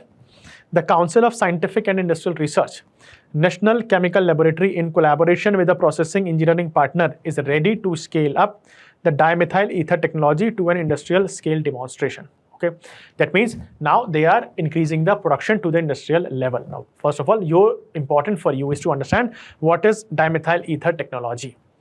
It is a production and use of DME as a clean alternative fuel, especially as a substitute or blend with the LPG and diesel. We know we blend ethanol with the petrol, and we have seen that India has a large dependency on LPG also. So this DME could be blend with LPG as well as diesel to promote sustainability. Right? Now, how it would be helpful for India? First, reduces import dependency. As we know, India imports some around 60 to 65% of the LPG, and now major vulnerabilities because of the West Asia crisis. DME blending can directly reduce LPG import. Energy security and Atmanirbhar Bharat. Domestic production from coal, biomass, CO2 diversifies energy baskets and reduces geopolitical risk. Cleaner fuel, environmental gains. Economic benefits, potential saving of some 9,500 crore rupees annually. Okay, infrastructure compatibility, works with existing LPG cylinders and existing distribution of network, resulting in low transition cost system, right? Then you have the flexible feedstock advantage of India. It can use fossil plus renewable sources, thus it is a future ready fuel, supports circular carbon economy as well. However, there are some challenges. First of all, methanol dependence. India currently imports methanol without domestic methanol ecosystem. The benefits are very, very limited. Okay, cost competitiveness. DME cost is approximately 1.8 times that of the methanol cost. Okay, so if methanol is expensive, DME would not be very competitive versus LPG. Infrastructure adjustment, through very minor, but still have to do some, for example, requirement of burner recalibration, safety and handling issues. DME has lower energy density than LPG and different vapor pressure. It requires standardization and regulatory approval. Scale up constraint. Currently, it is a semi-pilot project. We are just developing 250 kg per day. To bring it to the industrial scale, we have to do a lot of investment and policy push. Policy and market adoption needs clear blending mandates, pricing policy and industry acceptance as well. What is the way forward? develop domestic methanol ecosystem, introduce phased DME LPG blending targets, for example 5%, 10%, and also provide policy support, subsidies, viability gap funding, and pricing clarity. Right, let's see this question. Consider the following statements regarding dimethyl ether. It is a synthetically produced gas that can be derived from biomass, coal, or natural gas. It produces high level of particulate matter and sulfur oxides when combusted. This is incorrect statement because this is a sustainable product. It can be blended with liquefied natural gas for domestic cooking without requiring major modification to the existing cylinders. Answer would be only 2 are correct. Right, then you have a mains question. Dimethyl ether is increasingly viewed as a viable transition fuel for India. Analyze its potential as a substitute for diesel and LPG and discuss infrastructure challenges in its mass adoption. Okay, so first of all you have to mention what is DME, then its potential as a substitute. You can take it from here, how it can be helpful for India. Then you have to mention the challenges, and then the way forward could be the right answer. Okay, current status in India.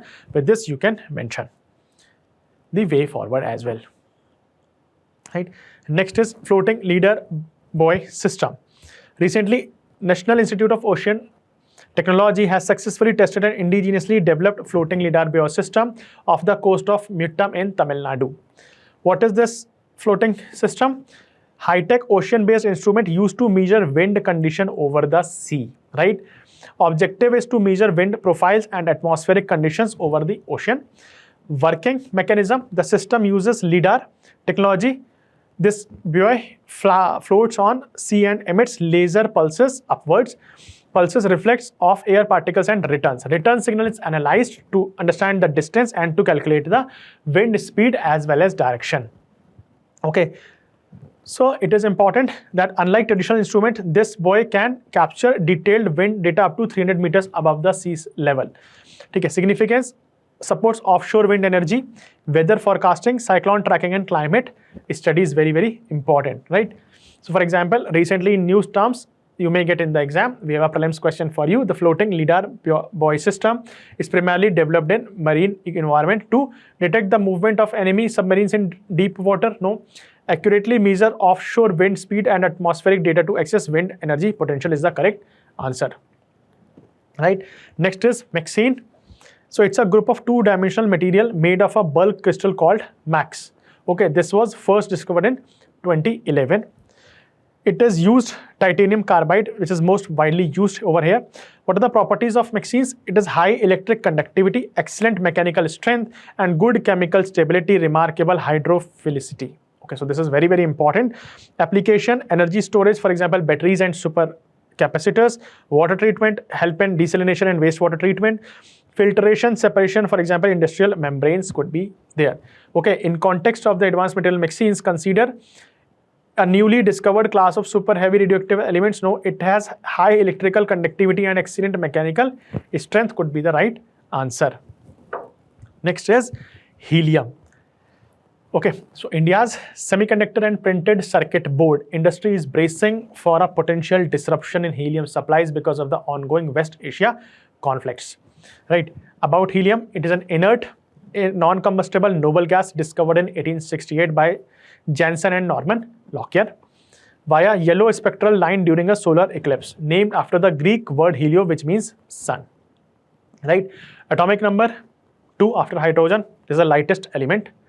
Right. Very low boiling point, minus 268.9 degrees centigrade is the boiling point of helium. And because of this, it cannot solidify at the normal pressures. Largest global reserves, if you see, United States is the largest, followed by Algeria and Russia. In India, Rajmahal volcanic basin in the Jharkhand state is also a significant helium reservoir trapped for billions of years. What are the applications of helium? Rocket fuel tank pressurization, cooling system, for example, cryogenics and space techs, it is used widely, right? Let's see the prelims question. Consider the following statements about helium. It is an inert, non-combustible noble gas. Correct. It solidifies at normal temperature. This is incorrect because it has a very low boiling point. It cannot solidify at normal temperature. Helium is based in cooling of cryogenic. That is the correct statement. Answer would be 1 and 3 only. Right. Now next is minor plate center. What is minor planet center? Recently, they have announced 15 new moons have been found, 4 around Jupiter and 11 around Saturn. Okay, what is MPC? It is a global hub for collecting and processing data on small solar bodies like asteroids, comets, etc. Operating under the International Astronomical Union and Smithsonian Astrophysical Observatory of the USA. What are the process? Astronomers have to submit their observation to MPC, which verifies data, computes orbits, and assign official designation. Okay, now they have mentioned that you have got new 15 moons, 4 around Jupiter and 11 around Saturn. Right, key functions, they also track asteroids, comets, and some planetary satellites as well, monitors near Earth objects, maintains a global data set for orbit predictions. Right, if you see, we have a PYQ. Interestingly, which one of the following planets has the largest number of the natural satellites? When this question was asked, right answer was Jupiter. But because of this discoveries of several moons around the Saturn, now the right answer would be Saturn. So that is how you should be more aware of the current affairs. Right, now let's see, consider the following statements regarding the minor planet center. It is an official worldwide body responsible for the identification, designation, and orbit computation of all minor planets, asteroids, and comets. This is correct. It operates under the direct administrative control of the United Nations Office for Outer Space Affairs. This is an incorrect because it works under International Astronomical Union. Hence, answer would be only 1. Akasha 300 3D printer. Kerala startup delivers cutting-edge Akasha 300 3D printers to ISRO, to major step towards India's self-reliance in advanced manufacturing. What is this all about? It is an indigenous industrial-grade multi-material 3D printer developed for advanced research and space applications. It supports dual extrusion. That means it is capable of operating at temperature up to 350 degrees centigrade with planned upgrades extending up to 500 degrees centigrade as well. It prints high-performance materials. Right, developed by Indian Institute of Space Science and Technology and Kerala Startup Mission, deployed at Liquid Propulsion System Center. Boosts India's indigenous additive manufacturing capacity, enables rapid prototyping in space tech, for example, propulsion and materials, strengthens academia, startup, and ISRO collaboration, supports next-gen manufacturing for aerospace sector. Right, let's see, there was a PYQ on the 3D printing previously as well. Now let's see the question. Akasha 300, an indigenous technological development recently in the news, is associated with a specialized drone for high altitude agriculture spraying. No. It advanced 3D printer developed by an advanced research and space application is the correct answer. Okay. Now next is the SWOT satellite. NASA has developed a new map of the ocean floor by using satellite data from SWOT satellite. About SWOT surface satellite, launched in 2022 as a joint mission of NASA and CNES, which is a French space agency. Objective is to measure global surface water and ocean topography changes. Right, they're using Ka band, and capability monitors rivers higher than 100 meters width and some 1 million plus water bodies they are observing. Okay. Now, with reference to the surface water and ocean topography, SWOT satellite, consider the following statements. It is a joint mission primarily developed by NASA and the French space agency. It uses Ka band radar interferometry to provide the first global survey of the Earth's surface water. It can measure an elevation of water in the major lakes, rivers, and oceans, tracking how water bodies change over a period of time. This is also correct. Answer would be all 3 of them are correctly matched. Now, orbital data centers. Very interesting. SpaceX is planning to launch some around 1 million data center satellites into orbit to bypass power and water limits on the Earth. Okay. Now, what are orbital data centers? Basically, first we should understand that orbital data centers, space-based data centers, are computing facilities placed in Earth's orbit, geostationary Earth orbit, using satellites or space stations. Right. Core idea is that they will use solar energy, which is abundant in space, instead of terrestrial power. Okay. Avoid land, water, and cooling constraint on Earth. Process data in orbit, example satellite data, military intelligence, and AI workload. Basic structure is that modular satellites units with the AI chips or servers, solar panels would be used for power, radioactive cooling system, since no air or space water. That radioactive cooling system is that when the satellites, okay, or in this case orbital data center, when they become heat, The outer space is cooler in nature, so there will be loss of energy from this to this, and that is why naturally they will be going for radiative cooling system, right? Data transmission via laser or relay satellite. This is the whole plan, but there are some challenges. First is cooling problem. Absence of atmosphere means no convection or conduction cooling, so you have to rely more on the radiative cooling, which is relatively slow and inefficient for high performance AI chips. Second, launch of deployment cost. High cost per kilograms of the payload, and as with the time when the workload is increasing, payload will increasing as well. So use of reusable rockets, cost reductions by orders of magnitudes are necessary to make such changes economically competitive. Maintenance and upgradation. Orbital data centers operate in a remote and inaccessible environment, okay, and are typically sealed and modular, so they cannot be easily repaired, upgraded, or expanded. This is also one of the challenge. Radiation and harsh environment. Space exposes hardware to cosmic radiation and solar flares, which can damage electronic components, and this may lead to the data error. Okay, additional threats like micrometeoroids and extreme temperature fluctuation further complicate systems durability. All right. Again, issue is data latency and transmission, because you have to take info request from Earth to satellite and then from center to Earth again, so there will be latency. To avoid this requires high bandwidth, low latency systems such as laser band inter-satellite links, which are still under development. Okay, now we also have a case study, Microsoft Underwater Data Center, known as Project NATIC. It was a subsea modular data center using seawater cooling. It was technically successful but failed economically, commercially, because due to lack of demand. High deployment cost versus land alternatives, no flexibility because they are also sealed unit. This is the same concern that in satellite it would be sealed units as well.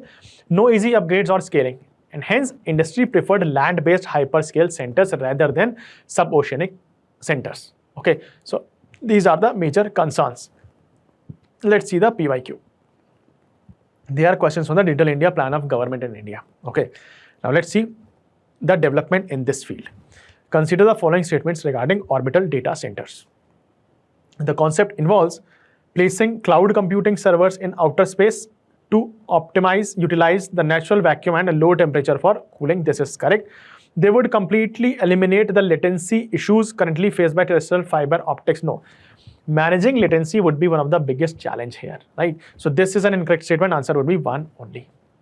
Now you have a mains question because it's a significant development. The concept of orbital data center proposes moving massive computing infrastructure into space, analyze the technical feasibility, environmental benefits, and cybersecurity challenges to this futuristic technology. Right? So first of all, you have to mention, since they're asking for the concept, you have to mention what are orbital data centers. Then you have to mention the technical feasibility, what features they will be using. For example, they will be using solar energy, to avoid land water cooling, process data in orbits. Then you have to mention what are the key challenges. For example, cooling problem, launch and deployment cost, maintenance and upgradation, radiation and harsh environment. You can also mention this experiment by the Microsoft underwater data centers as well. Okay, so that's how you can mention this challenge. Now, the Axios hack. Recently, the hackers tried to burn Axios in one of the most operationally sophisticated supply chain attacks ever executed. What is Axios? It is more like an NPM, Node Package Manager, same like the app store that you have in your mobile phone from where you download the apps. Here, the developers used to download the code to use it and download pre-built software tools. Okay, it's a JavaScript library used to make HTTP requests from an application server, which acts as a client side. It will be sending a request for data fetching tool, and then data get from application programming interface and send data back to the server. About the attack, attackers hijacked a trusted account, published fake updates, and used hidden dependency to secretly install malware on developer system. Okay, now this is sophisticated because first of all, it was pre-planned. Malware package was uploaded 18 hours earlier, pre-staging was there. Multi-platform payloads. It was designed to work on Windows, Mac OS, and Linux as well, which is more or less very secured, right?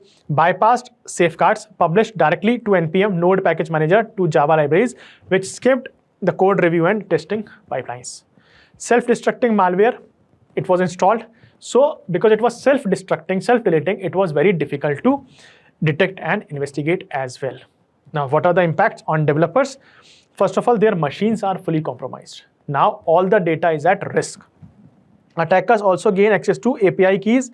Okay, this is application interface, and also SSH credentials, which is a secure shell protocol used to securely remote login and communication.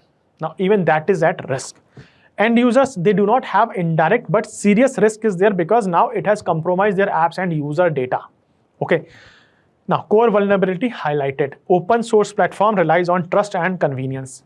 A single compromised account can impact millions of users globally because everything is connected, everybody using the same freely available open source architecture and the code. Assume that now full system is compromised and we have to work for each and every security. Rotate all credentials, for example, API keys, passwords and token SSH keys, you have to change it. Right? Check network logs for suspicious activities. Okay, so previously also on cybersecurity, there was a question. For you, we have a prelims probable question. The Axios hack recently drew global attention, is best known for sophisticated cyber attack. Okay, so remember this term. Now, mains PYQ is this: discuss different types of cyber crimes and measures required to taken to fight this menace. Okay, so how you can help? You can also mention about the Axios hack, which is on an act of Axios hack, which is attacked NPM node package manager. Okay, then they are asking what are the measures required. So how you can add? Please remember, you can use these functions. Core vulnerability highlighted. So first of all, we should be promote awareness. Then immediate responses that assume full system is compromised, rotate all credentials, check network logs, and roll back to the safe versions. Okay, that is how you can add value to your PYQ if you are attempting this mains question. Mains. Cyber breaches expose the fragility of digital media and information platforms. Discuss the evolving nature of cyber threats, targeting critical information infrastructure, and suggested measures to bolster India's cyber resilience. Right? So you have to mention the fragility of the digital. You can start with a recent context as well. Okay, so you can use this information. Secondly, what they're asking for: discuss the evolving nature of cyber attacks. So you see, this is the attacks ever executed. This is one of the sophisticated supply chain attacks ever executed, which shows the evolving nature of the cyber threats. That means we have to go more for cyber security, right? Targeting critical infrastructure. So, for example, sophistication, ransomware, supply chain attacks, information warfare, geopolitical motivation, cloud and remote infrastructure. So, this is how you can mention the evolving nature of the cyber attacks. What India should do? So, again, you can take hint from here. Assume full compromise, system is compromised. When there is a, first of all, you have to response. Okay, so you have to report. You can also take hint from the prelims PYQ as well. First of all, report so that agencies can take, then you can take the steps at the site. Okay. So for example, strengthen legal and policy framework, build robust infrastructure, enhance threat intelligence, capacity building, secure supply chains. International cooperations are very, very important in these cases, and also response and recovery. All right. Now, the last topic for today that we'll be discussing is culture. Chaparkut and Thiru Mangai Alvar are the two topics that we have to discuss, right? So Chaparkut, it's a week-long spring festival of Mizoram, and it was recently celebrated in Aizawl. It is usually celebrated with March, okay, after the completion of the difficult task of Jhoom activity, which is also known as slash and burn activities, clearing the forest and remnants of burning, okay. The festival is a celebration of Mizo culture, featuring traditional dances, music, arts, and cuisine. It brings together the communities for honor their heritage. Okay, festivals has a very prominent functions that whenever there is an anomaly, there is a chaos in the society, festivals bring people together, right? So that is why this Chaparkut is important. The theme of the festival was Jonun Ze Mavi Inarma, which means reconciliation. All right. The Chief Minister of the Mizoram, who was the Kutpa, means the father of the festival, highlighted the Mizo communities connected with the nature and agriculture. Okay. On this background, you have this PYQ. Consider the following statements regarding the Chaparkut festival. It is the most traditional spring festival celebrated by the Mizo people. This is a correct statement, right? It is an agriculture festival celebrated strictly after the harvesting of the winter crop is completed. This is an incorrect statement because you see it is usually celebrated in March after the completion of difficult task of Jhum operation, clearing the forest and remnants of burning. So this is an incorrect statement, right? The traditional Cherao dance is a central cultural performance associated with this festival. This is correct. This is correct. Answer would be only B. Only two are correct. Now, Thirumangai Alvar, the Ashmolean Museum in Oxford, England, has returned a 16th century bronze statue of Saint Thirumangai Alvar to the government of India. I am sure you are aware of Alvar and Nayanar, saints of Bhakti movement, right? So there were 12 Alvar saints and Thirumangai Alvar was one of those 12 Alvars. Okay, the Tamil poet saints of the Bhakti movement devoted to Lord Vishnu and is generally placed between 8th to 9th century. Alright, he is regarded as the last among the Alvar saints and one of the most prolific contributors to the Divya Prabandhanam. Right, the collection of 4,000 Tamil devotional hymns central to the Vaishnava tradition. Okay, he was initially a military leader who later renounced worldly life and embraced intense devotion to Vishnu. Right, his compositions are marked by emotional intensity, poetic richness, and theological depth. That they describe devotion to Vishnu in sacred temples known as Divya Desam. Alright, his important work is Periya Tirumoli, composed of 108 hymns. The other works are Thiru Takam and Siriya Thirumadal and Periya Thirumadal. Okay, so this was about the Thirumangai Alvar. Remember this, this would be important for an exam. With reference to the Bhakti movement in South India, consider the following statements regarding Thirumangai Alvar.